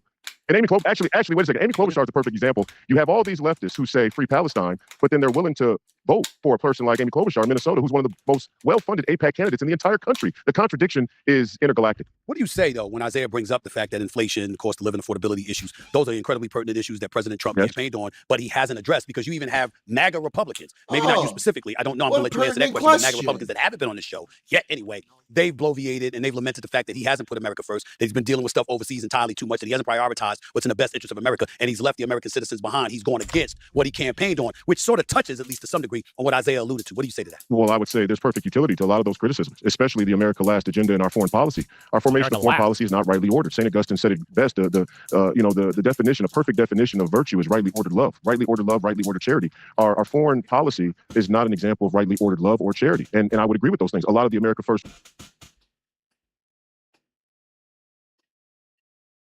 What? What the fuck is this guy blathering about? Rightly ordered love or rightly ordered charity? Bro, what the fuck are you talking about? Wing is not happy with the war. I hope that it ends as soon as possible. But again, the spectrum of the criticism is important, because even if we said we're going to reallocate some of these resources and focus to our own home, what is the plan at home? Because if the plan is anything like we're going to let in another 15 million foreign invaders, that's not in America's interest either. And I am almost certain, because I hear them. I'm in Minneapolis where they had the anti-ICE protest. They said there's no such thing as illegal on stolen land. This is a fundamental pillar of the Democrat platform. So it's not like if we weren't in Israel or in the Middle East dealing with this war, then our priorities would be rightly ordered under Democrat rule either. We saw that under Biden. So I'm not buying it's a scam for them to don't even bring up the war. They were all okay with dumping trillions of dollars into Ukraine. Trillions, by the way. Dumping as much money as they possibly could find in their black tax slush funds into Ukraine. You got biolabs popping up there in Ukraine. They didn't mind funding them. They didn't mind funding.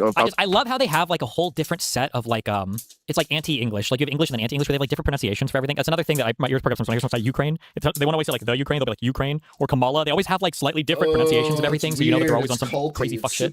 Projects with the biolabs and whatever gain of function research. So these people who criticize President Trump, they're only doing it opportunistically because there's a fracture on the conservative side about what our priorities should be. Isaiah, I saw your facial expression, wanting to respond to some of the things that he said, particularly when he brought up immigration and obviously when he brought up the war. Your response?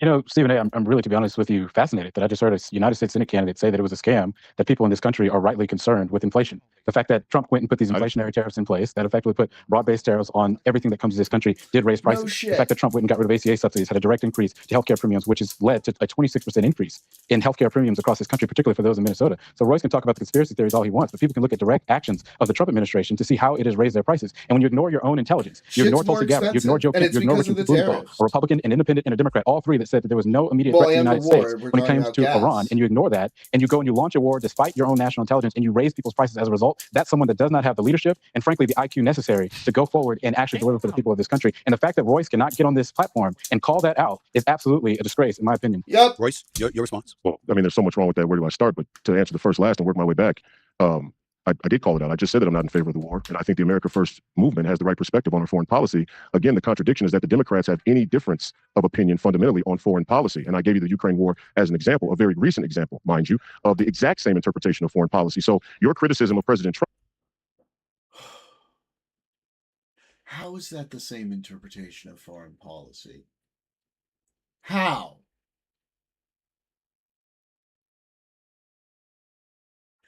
Ukraine, we're not even like directly involved in. We're funding, supplying weapons. We have not done anything directly there. Iran, we're engaging in direct strikes. That right there is just the first obvious difference. There's so many more I could go through. But like to equate those two conflicts as the same thing, it just shows like how unprepared you are to talk about these topics. Trump, as it pertains to foreign policy, is without merit by your own conventional and traditional Democrat platform politicians. Furthermore, I never said that inflation shouldn't be a concern for the American people.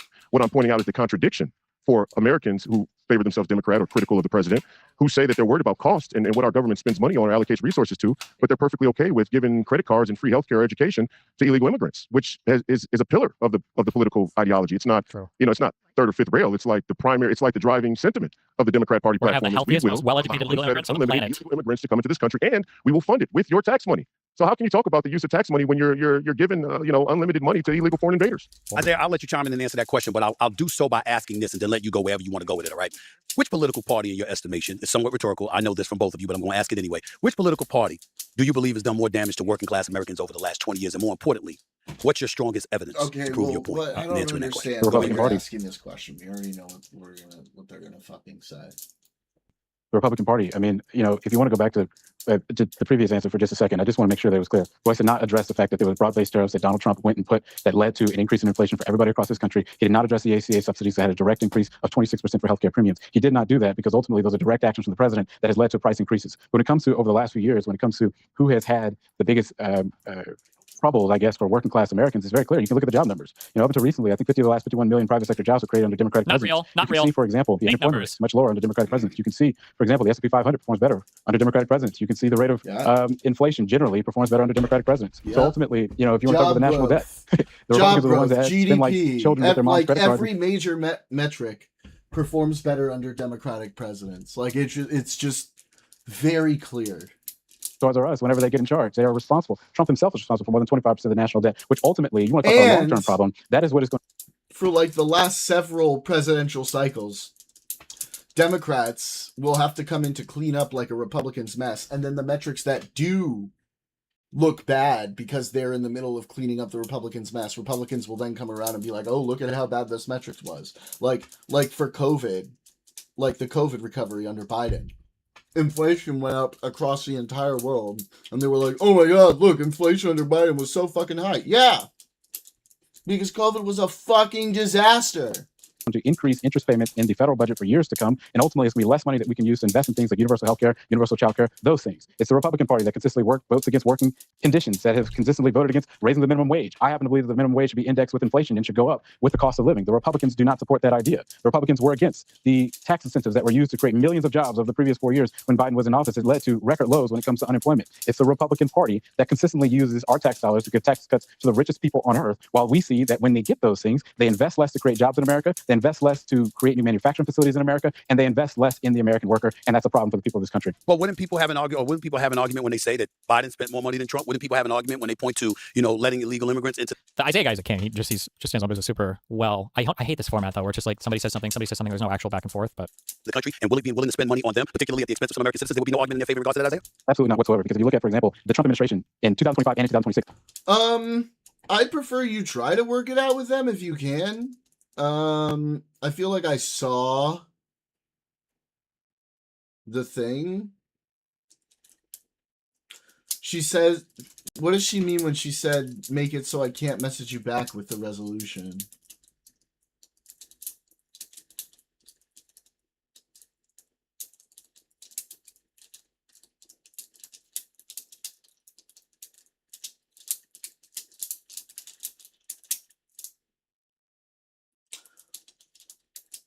I think if you like DM her and are like nice and like, hey, look, oh, okay, like that's fine.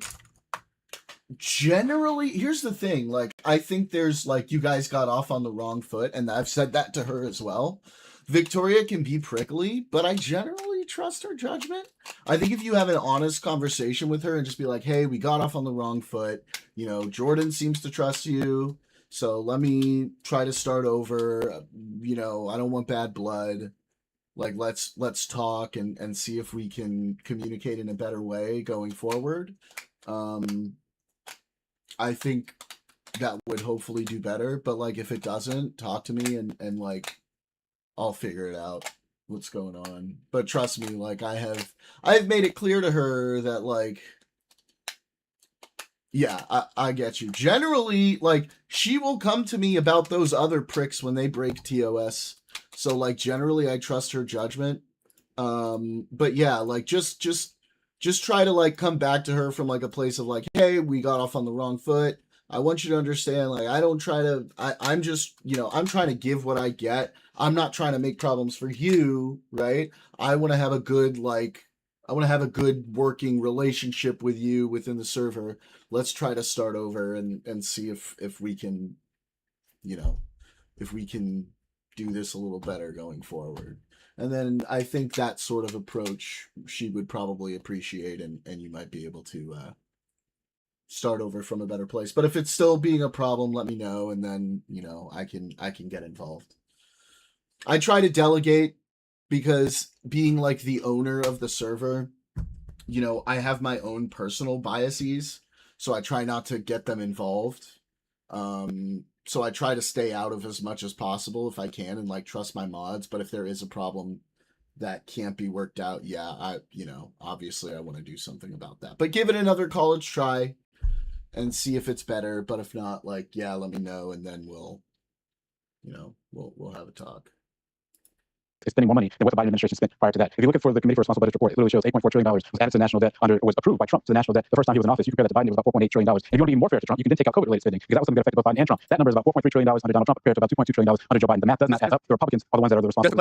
Just for clarity purposes, before I go back to Royce, you're saying that, I know about 25, 26, got that, but in Trump's first administration, you're saying that the Biden administration spent less than Trump's first administration? I'm just asking. I get that. Yeah, they approved that. So the way you look at it, right, is who goes approved. Oh, he even has the. I would is a good say talking reach point, out to the me absolute number. first, so we can so I can try to mediate if it's still not going anywhere, and then if it's not, I guess do what you got to do. I'm not gonna have you kicked out of the server, because I know you, but make sure she knows that you're just giving what you get. You try not to do anything too much. And if she has any issues with anything you post, you're open to talking about it and even taking them down if you guys talk and she thinks it's inappropriate. Just let her know you're an easy person to work with and that you're not trying to not trying to cause problems for anybody. You can argue that Biden spent more, but when he's talking about approval here, you're talking about prior approvals from Congress for spending, and then also the massive revenue loss from those Trump tax cuts, which is bullshit that I imagine he's going to bring up too. I'm glad he has this. I'll give you a perfect example. So when Trump was in office the first time, he went and signed the Tax Cuts and Jobs Act, which was there for the entirety of the time that Biden was in office. That was adding to the deficit under Biden, but he was not responsible for approving that legislation. So what you have to do is you have to tag it, and that's why there's a committee called the Committee for Responsible Budget, which is both Republicans, Independents, and Democrats come together and look at legislation by legislation, executive order by executive order, budget by budget, to determine how much national debt is being added by each specific president. And when you do that, it's very clear the Republicans added double on both occasions. Royce?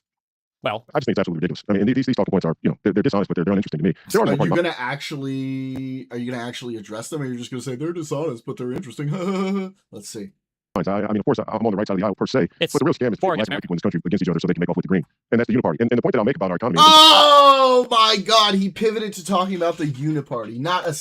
Didn't address a single actual point that was made. He just goes, it's actually the uniparty, okay? It's not the Republicans, it's the Democrats, but actually it's also the uniparty.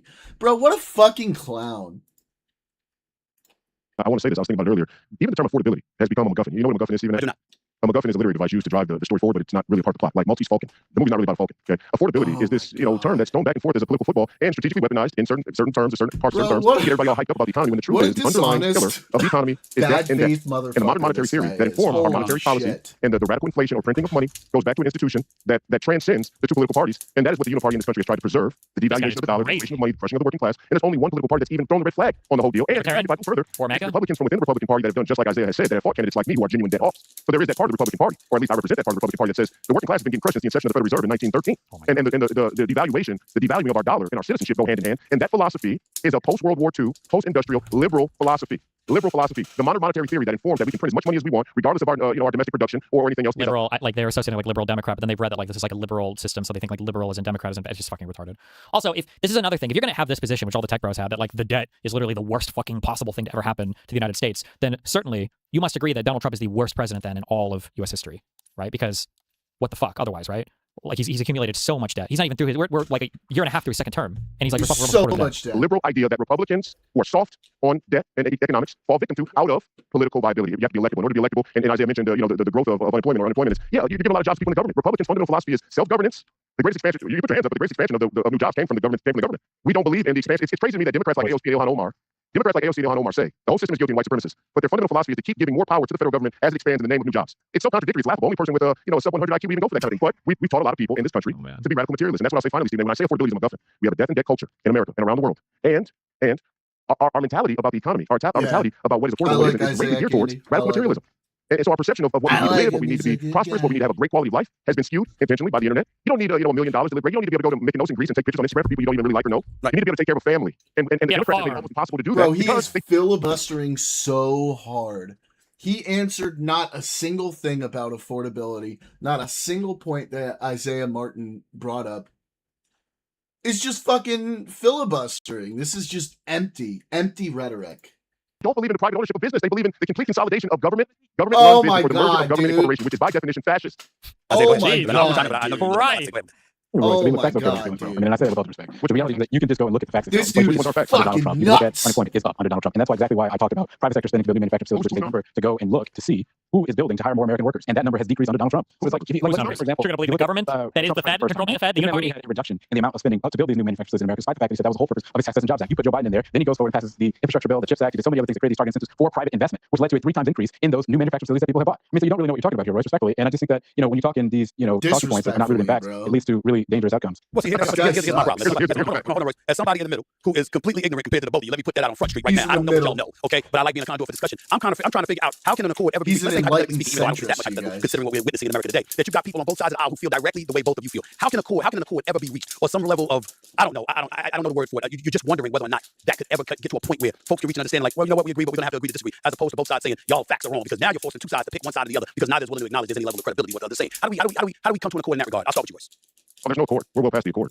These people just lie. Like, for example, I brought up the illegal immigrant situation. He hasn't addressed it one time since he's talked, since he's spoken. He refuses to address that the Joe Biden administration and the Democrats as a party, as a political movement, believe in and support, condone, let in 20 to 15 million foreign invaders. He won't even address it. And that's not by accident. It's on purpose. This country cannot be the only country in the world without a border. Okay? We should not let unlimited amounts of people come into this country. And it does have an effect on our culture, on our communities, and the economy. But that's not even the real issue. And what I said about the economy is 100% accurate. He's talking about President Trump. I'm talking about how the system works, which is why after George Floyd died, I led people to the Federal Reserve because I wanted to educate them on how monetary policy actually works. Not to point all of their anger and animosity at police, which are government workers, by the way, working class people who bear a lot of the same economic burden that many of the people who protested them bear. But how does the money actually flow? How does it work? That's not even the real issue. When I say there's no accord to have, these people believe in cutting off little boys' penises, mutilating children, giving hormone blocks. It's a pillar of their platform. They're not shy about it. Minneapolis is now the transgender capital. You're talking about people who are under 13, 12, 11 years old being influenced into something that is completely unjustifiable by any medical standard. Any medical standard worth itself that hasn't been tapped by the same. Talking about. In philosophy, but certainly by historical standards. The two universal standards for having a country: you have a border that you control, and you do not normalize cutting off your son's penises or mutilating them through hormone blockers and medicine. So there's no accord with these people. They're unmoored from reality, and they want to talk. They talk fast. They bring a bunch of buzzwords and things like that to distract you from the issue. The reason they don't like me is because I'll bring you right back to the root issue. You let in 15 million foreign invaders, and you believe in cutting off little boys' penises. We should never give these people the government back under any circumstances. So there's certainly not an accord. Isaiah. It's the same. We got that. It's really interesting. Royce not at any point wanted to address anything when it comes to the economy. And I understand that you might not necessarily address anything when it comes to that, so it's not really surprising. But ultimately, Stephen, I do think that to get back to the root of your question about how we can come to an accord, I think that it's just by using common sense. And I think that one of the things that you do very well is that you go and you kind of cut through a lot of the smoke and you kind of stick to the facts. And I think that that's really what we need more of. And once again, when you have a Republican, an independent, and a Democrat coming together to say that there was no immediate threat to the United States and Trump launches a war anyway, I would say that's a lack of common sense, especially Stephen A, because you know how difficult it is in Washington for people of all sides of the political spectrum to come together to agree on anything. I would say the same thing when it comes to this absolute waste of our tax dollars that's going on in our government right now, which I'm spending unlimited sums of money. People say that the tariffs, the broad-based tariffs, are completely ridiculous, but it did anyway. And they for a responsible budget, Republican, independent, and Democrat, all are on this committee and they've come together and they've said these things. So I think that ultimately we've got to be able to operate off a set of facts. But Royce did bring up the border, so I think this is a really good time to go talk about it. I don't support open borders. I've never supported open borders. I'm somebody who's visited the border multiple times. I hope, Royce, that you've done the same. I've talked to multiple border patrol agents, and I know that ultimately, in order for us to go have a strong border, we've got to give border patrol the resources that they need. I fully support doing that. Now, I say that then you then have to determine what you're going to do for the people that are here that are undocumented. I happen to believe that if every single person that is illegal and they haven't committed a crime here or elsewhere, and they agree to pay every single tax, state, federal, and local, and they agree to pay an additional tax of 7% for 7 years, and they do that, that's something that will then be able to give American citizenship to. I don't think I've ever heard anybody else give an idea like that before. 1 trillion%. Why can't? Where do we don't have this like? That is whoever. Interesting. Does he have like a? He's not like part of like a media podcast or show or whatever, right? That's like a really interesting path to amnesty. About paying taxes. And there's so many illegal immigrants who have paid so much in taxes. That's really interesting. And stuff, but like, yeah, border, that's important. We should enforce our borders. Illegal immigrants here, what are we gonna do about them? I don't know, give them a path to amnesty, charge them some fucking percentage fee of their income. I think I've said this almost exactly. Yes, having like strong, good, easy ideas like this are just it's so nice to hear this. Liberals can never come out and just take like strong position on this. Jeez. It's illegal and they haven't committed a crime here or elsewhere, and they agree to pay every single tax, state, federal, and local, and they agree to pay an additional tax of 7% for 7 years, and they do that. That's something that will then be able to give American citizenship to. It'll create billions of dollars for us right here. It's for that we can use to cut taxes for Americans and ensure that we can actually go and put trades back in schools for our young people. That is something that is an American first policy. That is vastly better than the hundreds of billions of dollars that Trump is in line to spend to go and do this mass deportation program, which ultimately hasn't yielded anything. And doesn't do anything for us. Makes everybody hate ICE. Of course he believes that. He believes what? Of course he believes we should tax these people and find these people and let them stay in our country. It's a tax for tax revenue, right? For the expansion of the IRS and the further expansion. Oh my God, dude, this guy is brain dead. When has the federal government ever expanded? When was the last time the federal government expanded and the tax rate went down? When was the last time the federal government expanded and the tax rate went down? When was the last time the federal government expanded and the tax rate went down? Is he saying that the marginal tax rates have always been the rate they are now? Doesn't everybody say they were 90% in the 70s or whatever bullshit? Like, you know, I dream shaking like Elijah on the summit right now. I'm just asking. When was the last time the federal government expanded and the tax rate went down? Royce, we're talking when about. When was the last time the federal government expanded? This is what I'm talking about, Steve. Wait, let me answer. Go ahead. No, wait, I didn't answer my question. Go ahead. You have to take a question in 5 times. That's all I'm saying. He's asking. Go ahead. Let's go back to the original point. The original point. You don't want to address it. I've already addressed the economy at a fundamental level. I just told you about what I just believe. One at a time, fellas. One at a time. We have a death and debt culture that we've accepted because there are benefits for everybody across the aisle. Modern monetary theory, which is a progressive political and economic philosophy, is a debt trap for all working class citizens across the country. I'm going to talk about the border right now. Of course, you would say that we should tax and fine these people because it's a passive aggressive way for the Democrats to get the goal that they had, which was to import unlimited, unfettered illegal immigrants. Now you don't support illegal immigration. No, you do because you want them to stay. I don't support illegal immigration. I say he's saying you do because you want them to stay. You're not willing to find them. That's what he's saying. Well, because this is what I'm saying. What's happening right now is spending what Spain is spending on their military to go and deport only 5% of violent convicted criminals. To me, that's a lack of common sense. What I said needs to happen is that those people that are here that are undocumented, excuse me, Royce, those that are here that are undocumented, if they have to Let me say this real quick. Neither one of y'all get cut off. So just one at a time. I ain't edited any of this. You trust trust me. This ain't television. You get cut off in 8 minutes. So you ain't got to interrupt one another. It's airy. All of it. Go ahead, Isaiah. And come back to yours. What I'm saying is that we have to determine as a country what do we want to do with our tax dollars. Royce might believe in spending hundreds of billions of dollars, potentially trillions of dollars on this wasteful mass deportation program. I say that for those people that are here that are undocumented, this is an opportunity for them to have an earned pathway to citizenship that will create billions of dollars for us that we can use to put trades back in schools for our young people. We have a big problem in America where a lot of children are told that they have to go to college in order to be successful. And while that I like this framing too because and he was kind of attacking him on it as well about the like, do you want to fund schools or whatever. If you really think that the illegal immigrant problem needs to be solved because it does a bunch of bad things to the country, and you're like, well, we can do it by taxing them and then keeping them as part of the economy, and we don't waste all this other money otherwise, then you kind of have to start attacking it from a very weird, like racially motivated or xenophobic perspective. Because like, why would you not want to do that? It's like, well, I just don't want them here. So all the other reasons were bullshit, right? The economic shit, the working shit, the tax shit. You didn't actually give a fuck about any of that. Well, yeah, because he doesn't actually fucking know what he's talking about when it comes to that. Like when Isaiah brought up real points about affordability, this guy pivoted into, I don't even remember. It was fucking nonsense. He has no clue. Right, which it forces them to own that position a lot harder when you actually give like a realistic pathway to citizenship policy, I think. Might be the case for some, and for many people in America. I happen to believe that we should create another pathway. I think we've gotten away from trades back in schools for so many people across this country, and if this is an avenue to fund an America First policy, which is to teach our young people a trade if they do not want to go to college, I do not understand how someone like Royce can get on here. Wait, we've achieved peak retardation. There's no higher level. Huh. Uh-oh. President Trump, unfrozen assets on Iran will be used to buy food from our farmers. Well, I would need to see the source of it. What? Against that. To me, I think that's an America last. Royce, floor yours. First of all, I'm not against that. I think trades are great. You do this thing where you try and conflate like 3 different issues into one point, and then the bottom line is you're contradicting yourself. And this is what they do. The Democrats try and bait and switch by using Spain's military spending as a juxtaposition to our deportations. First of all, Spain's privilege, and it is a privilege granted to them by America, and how much they do or don't spend on the military is because NATO subsidizes Spain's military, subsidized by America. We subsidize the entire European Union's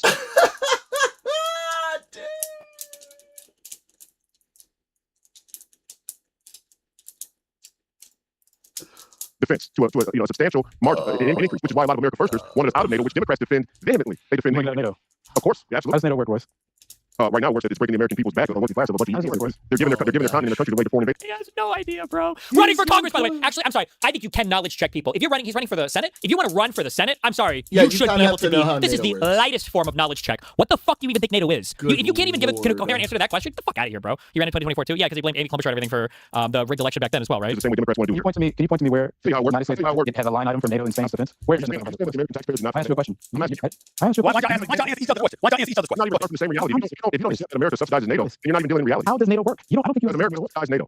What does that mean? Does America put in the lion's share of the funding for NATO? You think Isaiah, that is a direct question. Does America put in the lion's share of the NATO? That is a direct question. It doesn't make sense though. He thinks there's like the NATO standing army that every country sends money and citizens to go and like be in the middle of the ocean on Zanzibar, fucking the Metal Gear Solid 5 military platform. Like that's why Isaiah's asking the question. Like, what the fuck do you think NATO actually is? What does that mean? Isaiah, that is a direct question. Does America put in the lion's share of the NATO? That is a direct question.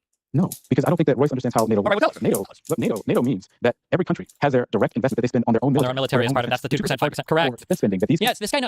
I like this guy. Fuck, I love this guy. Have. It's not like America. That's saying that you want the United States. When you were below your target, and these are like simple facts too. When you were below your target spend, that doesn't mean that America was giving you money to fund your military or whatever. That's not how it works. It just meant that you weren't meeting your own military requirements. Now, you know, if you wanted to make a more advanced argument, you could say, well, technically, by not spending more on their military, it's depriving the United States of potential revenue because if they were spending more on their military, they might be ordering more weapons and stuff from the United States. But still, maybe I guess that's a way just more like internal budgeting still. You want France, you want our NATO allies to go spend that on their own defense. You seem to believe that there's a line item. They weren't relying on NATO for military defense. Yes, it helps, like having a military alliance, but to suggest that they were just relying on NATO for all the military defense isn't true. In the United States budget, especially not now, they're pumping up their military spending big time. Defense, or for France's defense. And if you believe that, then Royce, why don't you go and show me where in the federal budget this is instead of spouting conspiracy theories? I didn't say that. I said that we are the lion's share majority of subsidization for NATO. We give most out of any of the other countries. They don't carry their weight, and they don't carry their weight to a degree where if they need to go to war with an enemy on their border, such as Russia, they have to call us to help them to do it. What do you think NATO is? Yeah, I was about to say that's what fucking NATO is for. That's what NATO is fucking for. This guy can't win. This guy can't win a Senate seat, right? He's retarded. Which is exactly why we're still in a war in Ukraine now, because NATO couldn't fight Russia without America's help. So we do put in the money. We do put in the money. NATO. Exactly right, sir. That is exactly right. But what is your point? So why is the entire European Union in America by NATO decree going to the aid of Ukraine to the Bro, get me out. I don't know, man. detriment and debt of our own country? Do you know what the Budapest Memorandum was? Yes, I do. What? Well, first of all, good job for you knowing it. Is it Royce? The point is, this is what Tell me what it is. Oh yeah, I want to hear him answer this. Wait, you didn't answer Tell me what it is, Royce. Wait a second. It's very important. Tell us what the Budapest Can you just why? What is the Budapest Memorandum? You're a United States Senate candidate, Royce. Why can't you just give me this answer? This is what they do. This is what they do! Did you hear that? This is what they do. You mean ask you basic questions about the topic at hand? Like, that's like a basic fucking knowledge check. The most basic shit you should know if you're claiming to understand things about Ukraine and Russia and the history in regards to NATO. And you're trying to dance around like knowing what the fucking Budapest Memorandum is? Oh, shit. going to have this strong of an opinion. Now, technically, remember, there are orders of magnitude of things off where if somebody's incorrect about a thing and they're so far off. For those of you who don't know, the Budapest Memorandum was an agreement between the United States, Ukraine, and Russia involving the disarming of Ukraine's nuclear weapons. Basically saying Ukraine, Russia wasn't going to come after Ukraine if Ukraine gets rid of their nuclear weapons. They will try to say that they agreed not to be in NATO, but that was never actually part of the agreement. You would question their expertise at all. Like if somebody was to tell you, I give them an example. Like, how many gallons of gas do you think your car holds? I don't know, like 100 gallons maybe. Like if somebody said, like, you've never gotten gas in your life? Your car? What the fuck you mean 100 gallons of gas? What do you drive? Like a fucking camper? Or I don't know what the big whatever things are. But like this guy said earlier, did he say $1 trillion to Ukraine or trillions of dollars to Ukraine? Excuse me? What trillion? Trillions? Even 1 trillion is like 5x the amount of that's an insane amount of money. What are you talking about? But like how can you have all these strong positions on Ukraine and our support for them and not know what NATO is, or have any idea what that means to fund NATO, or not have any idea how much we've given to Ukraine, or not have any idea what the Budapest Memorandum is, or have any idea why Europe would want us to defend Ukraine against Russia? Like it's nothing. It's fucking retarded. You're a United States Senate candidate, Royce. Why can't you just give me this answer? This is what they do. When I bump one of their answers, he goes to this random question about. Well, you don't answer this one. Talking about Ukraine. Oh, the reason why he says random is because he doesn't even know what the tie-in is for the Budapest Memorandums to Ukraine. Oh man, rip. Wait a second. What? I got a lot of questions, Stephen. It seems like you don't want answers. The reason why you don't like me is because I don't let people do that. That's corny. What you're doing is corny. Every time I debunk one answer, you jump to another. Oh my God. The bottom line is, even furthermore, we got way off on Spain and NATO. But the bottom line is this: Spain's military spending should not even be brought up in conjunction with our effort to deport illegal foreign invaders. Even the idea is that okay, I will admit I've missed this. Is that Spain's military spend? Is that like a common counterpoint? I've never heard this back and forth so much about Spain's military budget. Is this like a thing that people started talking about recently, or what? I've never heard anybody talk about Spain's budget. Okay, I don't know. I've just never heard this talking. People are probably mad at Spain because they told Donald Trump to fuck off and you can't use our area for jets and shit. So maybe that's why we're moving towards that. Well, yeah, wasn't that like almost every European country that said that? Like, yeah. Okay. Idea is an internationalist sort of globalist philosophy. I don't give a shit what Spain spends on their military. We're going to deport every single foreign invader that Joe Biden let in. Is that rational? Can you really locate 15 million immigrants and deport 15 million immigrants in this country? You really think that can happen? We better. But hold up. Wait a second. We better. We just witnessed. Wait a second, Stephen. Would China do it? Would China deport every foreign invader? Because these Democrats are proto-communist CCP, fans. They love China. They love how many roads they can build. They love how affordable it is to live in China. China and Russia would do a lot of. Oh, okay. Because Spain's military budget is the same as our ICE budget, and that was the comparison. Okay, that might have been it. Okay. United States wouldn't do it. Wait, would China deport every foreign? What happens when you cross border illegally in China, Stephen? I mean, come on, Stephen. We're going off subject. I got you. Go ahead. No, it is. I'm only talking about national moral limit. It's not relevant what the standard is, what the universal standard is of how you deal with illegal foreign invaders from one country to another. I'm saying your point is made without me having to get into China and Russia. That's all I'm trying to say. But go ahead. What I'm saying specifically is, if you cross the border illegally in China, they don't take the time to pleasantly deport you back to your origin. But this is not them. We're not them. Wait a second. We are in a way off. He's like in South Korea right now. I had a couple of other issues I want to get into. Go ahead. There is a wait a second. When Russia crossed over into Ukraine and invaded Ukraine, we used an escalatory ladder to determine the military action we should take to Russia based on their existential threat to our country. A lot of Democrats argue for that. No? What are you talking about? No, we didn't. Ukraine is not a NATO member state. There was no military action whatsoever that we took towards Russia, and it was just arguing over how much we should send them in terms of like military support or funding. What the fuck are you talking about? Yeah, he kind of insinuated that before too, when he compared Iran and Ukraine as like the same sort of situation. Smith is clearly a MAGA mouthpiece, though. No, he's like an enlightened kind of like centristy guy. I really do think, from everything I've seen, his heart is in the right place. He just gets like a little bit algo fucked. I don't think that like Stephen A. Smith is like I'm fully centrist, but he's actually like a super secret Trump dictator. He just like falls victim to the algorithm like so many other people. Unfortunately, that's the feeling I get from everything I've seen of him. We can't let Russia invade Ukraine because they'll roll across Europe. And some Democrats even advocated that we use short-range tactical nukes to push Russia back. Now we get to a conversation about China and their deportation policies, and all of a sudden it's not equitable to analyze it. He might even be better than fucking Bill Maher. Well, he's way better than Bill Maher because Bill Maher has no excuse. Bill Maher has been doing political commentary for decades, at least. Well, not I suppose it was centuries. Like Bill Maher's been doing political commentary for decades. He has no excuse. Stephen A. Smith has kind of sort of dabbled in it because now every single person on the planet has to be a political commentator, and it's like the new thing, I guess. Across the country, we're in an asymmetrical war with a national mortal enemy. And in China, they don't pleasantly deport people back to their origin countries, and they certainly don't assimilate them and give them free credit cards and their education. They shoot them in the back of the head, Stephen A. What they do in China. Isaiah, go ahead. Isaiah, go ahead. I mean, I got a couple more questions while you get on out of here. I just didn't want to rob you of the opportunity. You good? Yeah. I mean, no. What I'm saying is that I think Akeem Olajuwon would be proud of this pick because again, your dream. Let me move on. Guys. I just want to address this. Please. Look, all I'm saying is this. We were talking about Ukraine and why NATO countries were defending Ukraine, and he thought that was a gotcha. That's why I asked him, what is the Budapest Memorandum? He cannot tell you. That's why he's trying to pivot to China and all those things. It's called gish galloping. So I just want to ask, just point blank directly, Royce, what is the Budapest Memorandum? Because I think that if you answer that, you will then have the answers to all of your questions. Can I just get an answer from that? No, it's not. No, because what you're doing is you're trying to forward it international. Doesn't even know what the Budapest Memorandum is. I know what it is. I don't regard it as. Then tell me. Explain it. I don't regard it as legitimate, and I don't. Tell me what it is, Royce. I don't regard a lot of these international. I cannot tell you. I don't. I'm telling you my answer. You don't get the thing about me is you can't make me answer. I'm sorry. You think I'm a cuck? What? You're going to force me to answer a question in a debate? I'm not a cuck. You can't force me to do anything. I'm going to sit here and not say shit. Fuck you. Jesus Christ. For my views, I got something more explained than Ukraine and Russia. Well, in 94, there were 3 countries that signed 3 respective Budapest memorandums. They were signed in Budapest. It was, I think it was Kazakhstan. Oh, is this the getting rid of the nuclear items? Kind of, yeah. Ukraine and Belarus, where they would give all their nuclear weapons back to Russia because it was the Soviet Union fell on the other nuclear stockpiles. And then they said we'll never invade, right? Kind of. It was like they were just kind of everybody's like, we promise we won't like sanction your people or fuck with anything or kind of invade you. Like everything will be like chill. And then that was it. Yeah. Pepe laugh. Yeah. I got some more point to do. I wanted to get, and this is an overview. Can I answer one last time, Stephen A? Go ahead. I don't regard some of these international treaties and agreements as legitimate. They are a relic. In many cases, they are relics of a globalist foreign policy, the same foreign policy that informs that we have to go defend a country a world away instead of defending our own borders and making sure our own people are prospering. So the Budapest Memorandum is not something I'm going to go into the details about because I don't regard it as legitimate. Got it. Let me move on because I want to get to the. When he says like goes He doesn't into the details regard it about, as I wanna say, legitimate. He like, doesn't know the what three it identical fucking agreements, is, dude. What, You 2 don't know what it pages long? fucking is. Maybe? Shut the fuck up. This is not like a super complicated thing. Maybe 1 page long. The Russian Federation, Yeah, it's the United so Kingdom, Great Britain, it's Ireland, so the United short. States reaffirm their commitment to Ukraine. And he has no according to fucking clue. Reaffirm their obligation to refrain from the threat or use of force against territorial integrity or political independence of Ukraine, and then other ones will be used against Ukraine except for self-defense. The Russian Federation, UK, blah, blah, blah.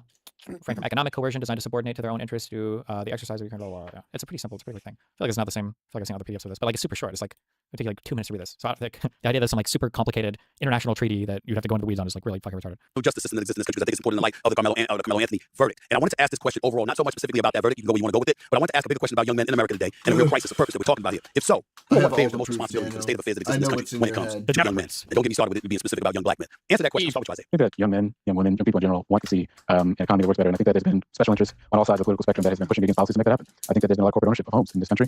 This stopped a lot of young men, young women from going out and buying homes. I think that ultimately is a problem. And I think that they've been lobbying all sides of Congress to make sure that can happen. I think that it's a problem that many people can't go out and get good jobs because of the fact that so many special interests are instead using the money to go and do stock buybacks instead of actually building for America. No, I think that there's a lot of big elements. I would say the biggest fault of that is money in politics because that has paralyzed a lot of action on the big things that many people care about in this country.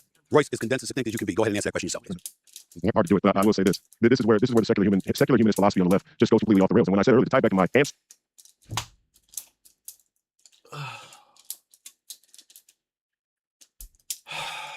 about the economics earlier, it was a much deeper answer about our culture. When I said radical materialism, this is what I mean. And this is a hallmark of Marxist philosophy. To reduce the human existence down to price, to make everything about price, affordability, the cost of things. While those are important things, and I already said. Bro, that's what voters care about.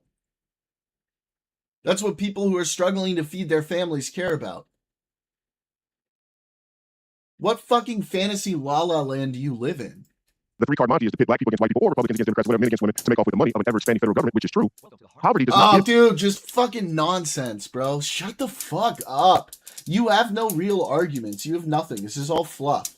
People the excuse to do heinous and terrible immoral things. And the fact that we continue to forward that idea across the eternal house of history is a sign of our own decadent culture. You can be poor and still make sound decisions. The Democrats, democratic hoax. For the most part, accept this idea that poverty is going to be a net result of debauchery, immorality, crime, violence, chaos, self-destruction. There's nothing remotely appropriate about that. There's nothing even vaguely appropriate about that idea. People should be able to both be poor or be in a position that's not their most ideal economic situation and be good people and follow the morals and ethics of a given community or in this case a nation. And to tell young black men specifically anything else like, well, if you're born into poverty, of course you're going to go and rob a corner store, of course you're going to be angry, so you stab a kid in the chest that'll attract me is absolutely insane. Almost as insane as giving a prepubescent kid porno box. Almost as insane. Well, I'll let y'all get on out of here. I'm going to end by asking this question. Both of y'all on opposite sides of the aisle. If the other side's worldview wins over the next 10 years, what does America actually look like? Let's say in 2036. Isaiah? Well, I think that you'll see a deepening inequality problem in America. I think you'll see the richest folks in America continue to get tax breaks. You'll see things like, for example, in the Stop the Bacon Act, something that they're pushing that's literally allowing for big ag to allow for these pigs to basically be disgusting meat that's just rolling around in America. You'll see a deregulation of our food. You'll see, ultimately, I think in America that allows for, like I said, the richest people on earth to get richer. I think personally the way to do that, you got to get big money out of politics. I've really been a big proponent of that because I think that's really what's driving a lot of the political divide in this country is big special interests putting people against each other. And I think that we have to get that under control. But, frankly, I was just going to say, I just think that, frankly, I think we can fix these problems. We can get better people in office. Wait, by putting better people in office, is that what you said? Yeah. I got you. Go ahead, Royce. Well, when you say Republicans or Democrats, who's in office, again, I don't regard the conventional framework of our political parties as accurate. I don't regard the current political landscape as Republican or Democrat, although I know people, find utility in that. And sure, we have two political parties. But right now in my own party, I'm going to fight against the people who want unfettered, increase of debt, who want to be in wars all over the world at all times, who even make a sort of workaround for a Dignidad Act where we're going to assimilate all these foreign invaders. And I think if we continue on the path that we're on now, under that uniparty rule of the status quo, that is completely beholden to special interest lobby money. We always talk about moderates and people who can agree and shake hands across the aisle. The biggest shaking of hands across the aisle has been the special interest and lobby money. But then they say those are the only people that are elected. I mean, they talk out both sides of their mouth, and a lot of those people are Democrats, at least the Democrat media. I think we have to have a radical change and shift, even further to the right than what President Trump is willing to do. And I think we can and we should at least set the aim to deport all the illegal foreign invaders that came in under Joe Biden to start. And we can do that. And we should know where they are because we gave them all credit cards and cell phones. So we get a lot of them. I think there was estimated like 2 million didn't take the cash. You got to wonder what they're up to. They passed on the cash. But at least 13 million, the conservative estimate, 13 million got cell phones and credit cards. You know exactly where these people are. The question is, do we like the convenience of low-cost labor? And what's going to happen if we allow, if we continue, look, it just blows my mind what's happened to this country about people, especially black people's perception of citizenship, the value of their citizenship, and the sovereignty of their borders and their country, especially a country that we help build and that we currently help keep afloat. The fact that we've just given away the idea of national pride, national honor, having a country, having sovereign borders, valuing our dollar, and demanding that our politicians do the same, it should be a non-starter. I'm going to say this, and y'all can comment about it, or I can end it this way. I think the thing that really bothers me as a guy, respecting both of y'all, knowing what y'all know, and proud to have y'all on the show, you're always welcome back, both of y'all, just so y'all know, is that I keep telling folks out in the streets of America, look, damn it, you can't have everything. You can't have everything. Everybody's got to do without something. Or this notion that you get to get everything you want the way you want, how you want it, it's not realistic. And Royce, when you say, you explain it, but you talk about there is no accord, that's scary because it's like, wait a minute, well, if there is no accord, then the one side's got to have their way. Whichever side of the aisle it is, because the left certainly acted that way to some people, I say on the left, have acted that way. And I'm like, where does that get us? Because that means you're going to have millions of Americans utterly disgusted and they're going to go for it and they're going to be determined to cause chaos because they didn't get, they felt left out of the equation, they didn't get what they want. How the hell does that help us moving forward? That's all I wanted to say. Let me say this. Stephen A., I think one of the things that hopefully I think that you and Royce and we all can agree with is that there's a lot of big special interest money in politics, and it does make a lot of political decisions. I think that hopefully we all can eventually come together to say that this has to come to an end. We have to demand the politicians that are Republican, Democrat, no matter what you are, that has to get out. We've got to get big tax out of politics. We've got to put spending limits on elections because that is really the root, I think, of most of our political problems in America. Royce, amen. I completely agree. I think we should put a nationwide ban on tax and lobbies altogether. In fact, it's part of my political platform. So yeah, we agree completely on that. But to your point, Stephen A., about you can't get everything you want. I think it's misrepresentation. At least what I'm saying is individual donations are a far bigger problem than lobbies. Your sports commentator, congratulations. The Knicks just won. It was awesome to see them do that. But imagine, Stephen A., if you start the game, you jump the ball up, and you can players literally run wherever they wanted to on the court. I mean, back behind benches and stands. It'd be like both parties went to the NBA, right? So you have Wait, is it true that he had to quit the NBA because he didn't want to get on an airplane because he's scared of flying? I don't know if that's why he had to quit the NBA, but that apparently was an issue, yes. A baseline of reality. And I think we're really having a fundamental argument in this country in politics about reality, not so much about the details, but about reality itself. And that's not something that you can easily negotiate, compromise, or just move past. And I go back to this, not as a distraction, but I really do mean the trans thing is a canary in the coal mine for reality. And if we can't agree on that baseline reality, like you can't cut a little boy's penis off and he become the other sex. If we can't agree on that, of course we're not going to be able to agree on the tax rate or how many illegal aliens there should be born. Because one side of the aisle has a philosophy of politics that has that baked into it, and the other side has something that the left regards as unacceptable or non-starter, which is obviously God, right? I mean, they say if you believe in God, you believe in Jesus, it's a sky daddy, the fairy tale. We don't regard that as a legitimate way to go about framing government and society. Yes, so that's true. And I'm just being realistic about that. I got it. Good point, Royce. Every single Democrat is an atheist who's like militant about it. Good, thank you, Royce. You're right on top of things. Notice much. If I ran for office, both of y'all would be in my ear. I listen, you got stuff to say, and I appreciate that. Listen, you don't have to always agree, but at least y'all can have this kind of conversation, and that's the kind of thing that I'm trying to create with this platform that I have available to me. Cats being willing to sit across from one another and have a conversation. Zoran Mamdani is so Isaiah Martin, Royce, literally thank y'all a both for your time. I really appreciate it. And no, both y'all got a home anytime you need it. I'm here for you. I appreciate y'all, man. Thank you so much. Thank you so much. Right, no doubt. That's it for this edition of George Stephen A. getting on out here. Remember, every Wednesday night, Sirius XM Bonus Radio, channel 124. That's where you'll find me. Plus, you'll find me right here on my YouTube show at least twice a week. Additionally, right here on the Stephen A. Smith Show YouTube, Straight Shooter, or with Stephen A. YouTube channel. So check it out. Talk to y'all next time. Royce White, Isaiah Martin, Riveting Discussion. Two brothers that got an idea what the hell's going on in this country, know what the hell they're talking about. And I mean when I say it, everybody's welcome as long as you got substantive stuff to say that you believe is in the best interest of America instead of acting like you crazy. That's where I'm coming from. And that's where I'm going to continue to come from. Until next time, ladies and gentlemen, peace and love. Signing off, Stephen A. Peace. Peace. Remember to hit that like and subscribe and don't forget the notification.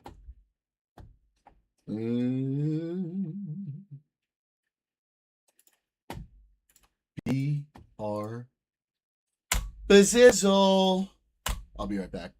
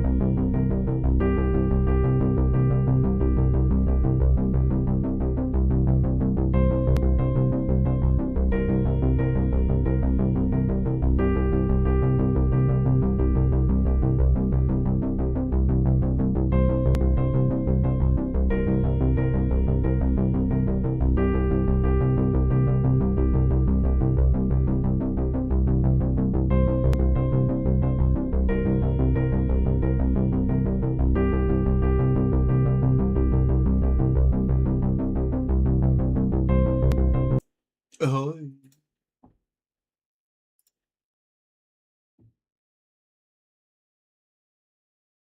We back.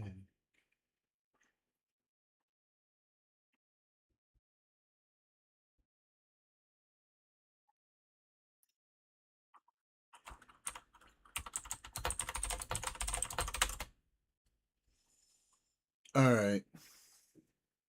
I wanted to do our Monday night jams and talk about the Supreme Court stuff, but not too many people here, so probably save it for next time.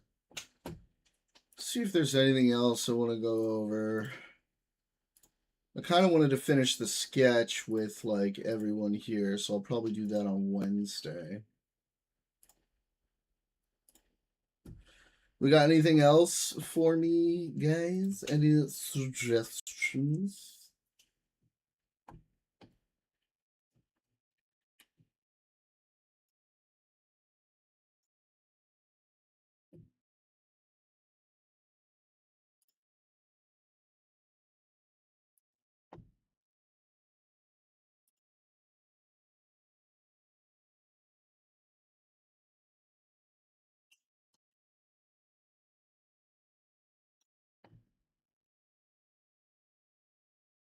No, not really. All right, let's see what this is about. I recently cleaned out my wardrobe, getting rid of some older shirts, which allowed for shirts I hadn't seen in years to make it into my rotation, into the mega mix. So now I'm cycling through some wackier shirts, leading to this, a light blue tee. I'm looking like a prime soccer player right now. I haven't worn this color shirt since I was in elementary school, licking a lollipop and flicking my propeller hat. And who knows what other treasures and treats await in these newly unearthed shirts that have been promoted to the big leagues here from the fucking G League. So anyway, whimsical shirt aside, what I want to yap about is actually pretty degenerate. It's not quirky by any means, I would say. I actually already yapped about this on the Skill Check channel earlier. It's in regards to my cardboard heroin addiction. I had been ripping Lord of the Rings Special Edition collector's boxes pretty much daily on Skill Check for the last week and some change. And now the Fire Nation's attacked. Everything has changed here. And it's in large part because I was doing these openings. So the Lord of the Rings Special Edition boxes are a set that I really enjoy, but it's a very expensive set. I had 5 boxes that I bought a couple years ago when they were still pretty close to MSRP, and actually this was a set that a lot of people didn't even want and had trouble even selling to people. So see if there's anything I do care about here. Oh. I'm going to play a clip for you of Jessica Tarlov owning, if we want to use a YouTube term, so badly Jesse Waters that even Jesse Waters is like, you got me.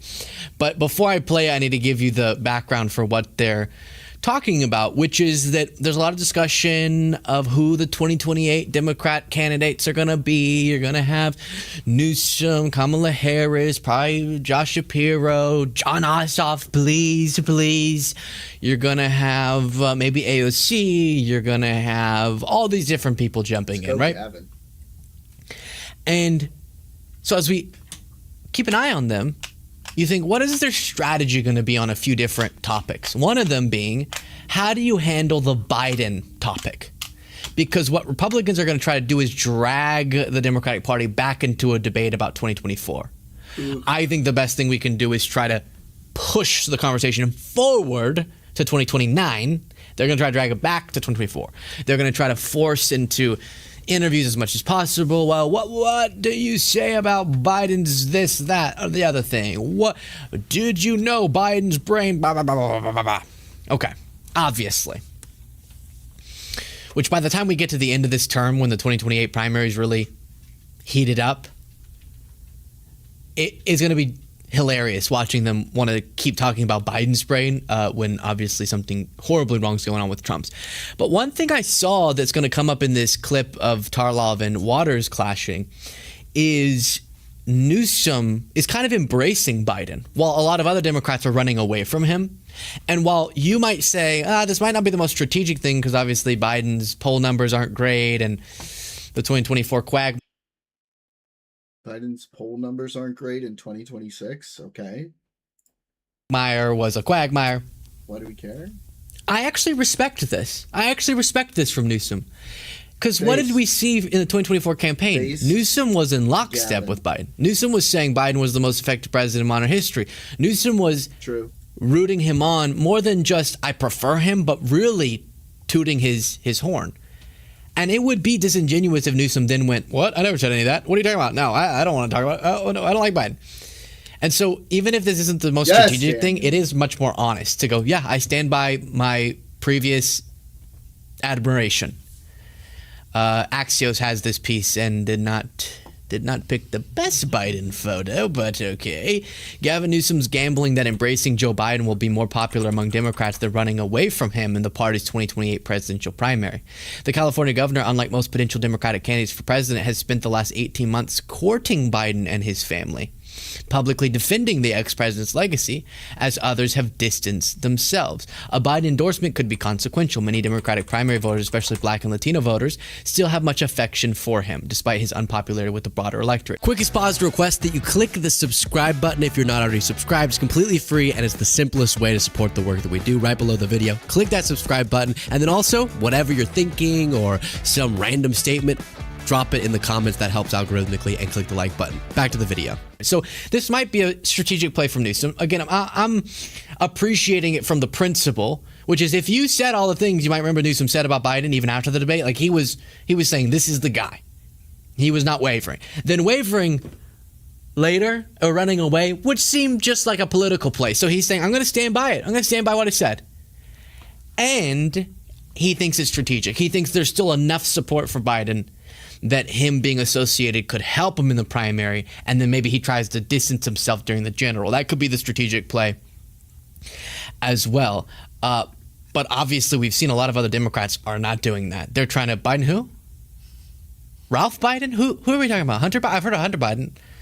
Don't know much about his dad, but okay. And that comes up in this back and forth between Jessica Tarlov and Jesse Waters. The Democrats aren't sending their best and brightest for 2028. Kamala and Gavin are currently battling over who has worse political instincts, with Mamala stopping by Don Lemon's podcast for some deep thoughts on the word hope. Let that light kind of carry us, in particular through moments of darkness, that we not only act on that hope, but we inspire that hope in each other. And in particular at this moment, it is so important that we not only have hope, but that we understand that that should be a verb. And knee pads is getting down. They always make fun of Kamala for statements like that. And 3 thoughts, okay, before playing the rest of this.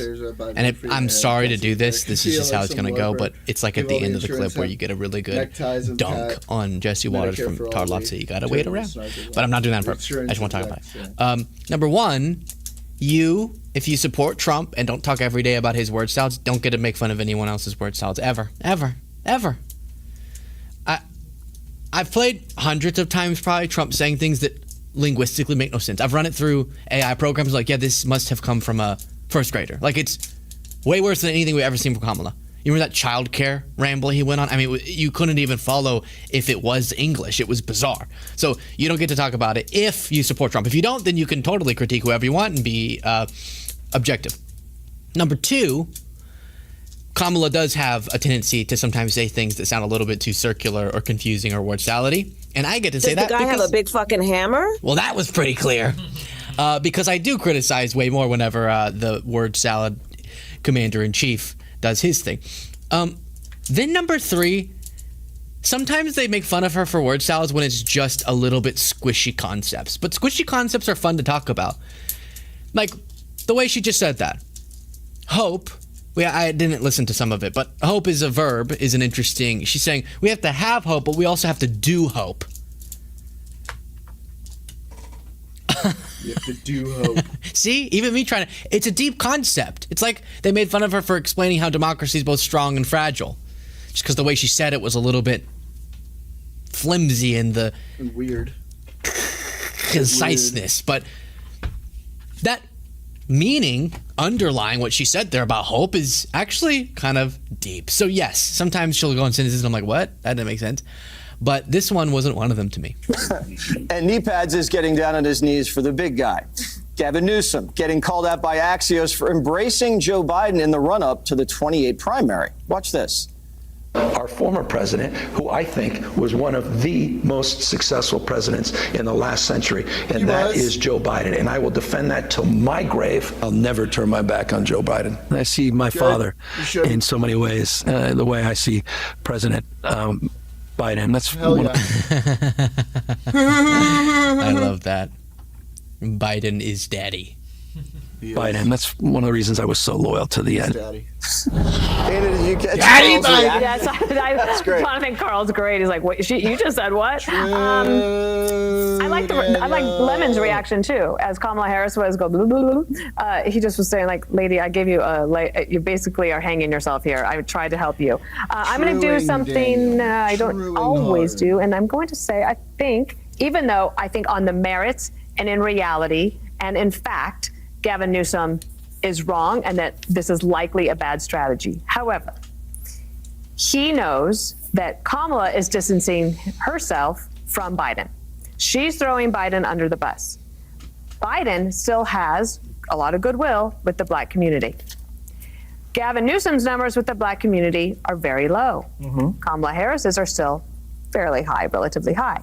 So he is trying to figure out a way to position himself in a way to say that says, let me be your champion because she won't be. That is, I hadn't thought about it that way, Jessica. That makes a lot of sense. or is like blind loyalty to an idiot, does that override that? Well, you do blind loyalty to an idiot every day. How does it feel? I'm just gonna leave. I think I'm done for the day, and it's only Monday. This idiot, like that Dana idiot's and running I. circles around you guys. Okay. All right, whatever. Let's talk about that reflecting pool. We will. We will. Deep block. What you vandalized. That was good. So good, even Jesse went, oh. Because I want the penis. Jesse Waters does have blind loyalty to an idiot every day. But now I'm more, that was fun. Yay, they clash, destroys, Jesse Waters, good. But I'm more focused here on the 2028 dynamics. And the theory they ran, which is Newsom knows that Biden, for any of his unpopularity among the general population, which if you go, why? I mean, it's just true. That is the case with his polling. I'm sure his polling will go up and up and up the worse Trump does. People are like, well, maybe I wasn't so bad. So maybe that's the bet Newsom's betting on, which is cozy up to Biden for three reasons. One, maybe Newsom genuinely thinks it would be dishonest for him not to because he was advocating so much for Biden. So then all of a sudden, just because he loses the election, you don't think he was super successful? Like, that would be contradictory. So that's one. Two, you win over key demographics. Maybe he's banking off of the populations that supported Biden really strongly will then like him if he's seen as being Biden's guy.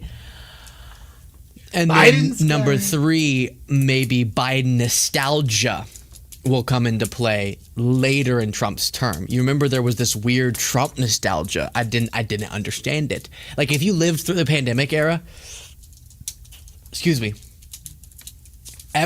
felt like everyone hated Trump. He botched it. He got voted out. Good riddance. He did January 6th. Get out of here, you disgraced former president. He was gone.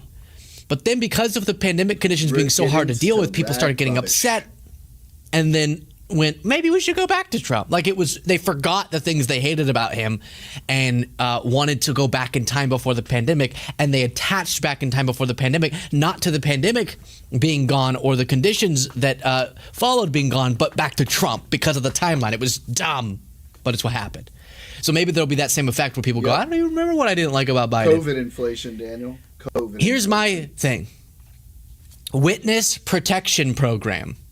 You put Biden into witness protection program, and we never, and I say this with love, you know this, currently coordinating on an interview with Hunter Biden. A lot of love. But I'm just saying, strategically, I think the best thing is we aren't being dragged into a debate about, are you on Team Biden or not?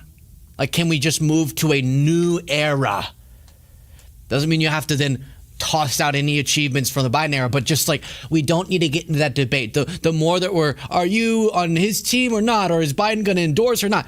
Biden needs to do what Obama did in the 2020 primary, which is stay out of it. Biden needs to stay out of it. He should not endorse anyone during the primary. Obviously, once there's a nominee, he endorses the Democrat, but he needs to not do much campaign, just like, whoop. And then Obama doesn't endorse anyone, but does go out publicly a lot. That's my suggestion. It's just a suggestion. It's not to insult anybody, but I think it's the best thing, because if this becomes, again, Trump is the kingmaker of the Republican Party and Biden's the kingmaker of the Democratic Party, then we're just in round 3 of Biden v. Trump. Obviously, Kamala technically became the nominee against Trump, but it was still a very Biden v. Trump election for most of the campaign season before he dropped off. So we had that in 2020 because of all the botched efforts in responding to the pandemic and the economic consequences. Trump got voted out. But then it was Biden v. Trump again. And then it was Biden v. Trump. This time it will be that again if it's like Trump supporting one of the Republicans, and then it's all about, are you loyal to Trump or not on the right, and then are you loyal to Biden or not on the left. We don't need any of those weird loyalty tests. Biden can just be like, hey, peace out, have fun. I'll be here to give a speech at the DNC. And then he comes out of the DNC and he says, if you don't vote for us, if you're not black. They're just going to talk about Biden forever. As he once famously said. Yeah. Trial never ends, Jean-Luc. True. All right. I think I'm going to end a little early tonight. I wanted to do Monday Night Jams, but, I kind of wish there'd be more people for it. So maybe we'll do Wednesday Night Jams. We'll see how the crowd is on Wednesday. Plus, I took my meds a little earlier today, and I'm feeling them wear off. So I'm going to go ahead and finish for now. But, yeah, we'll save the Supreme Court stuff for Wednesday as well. I will see you guys then, everybody.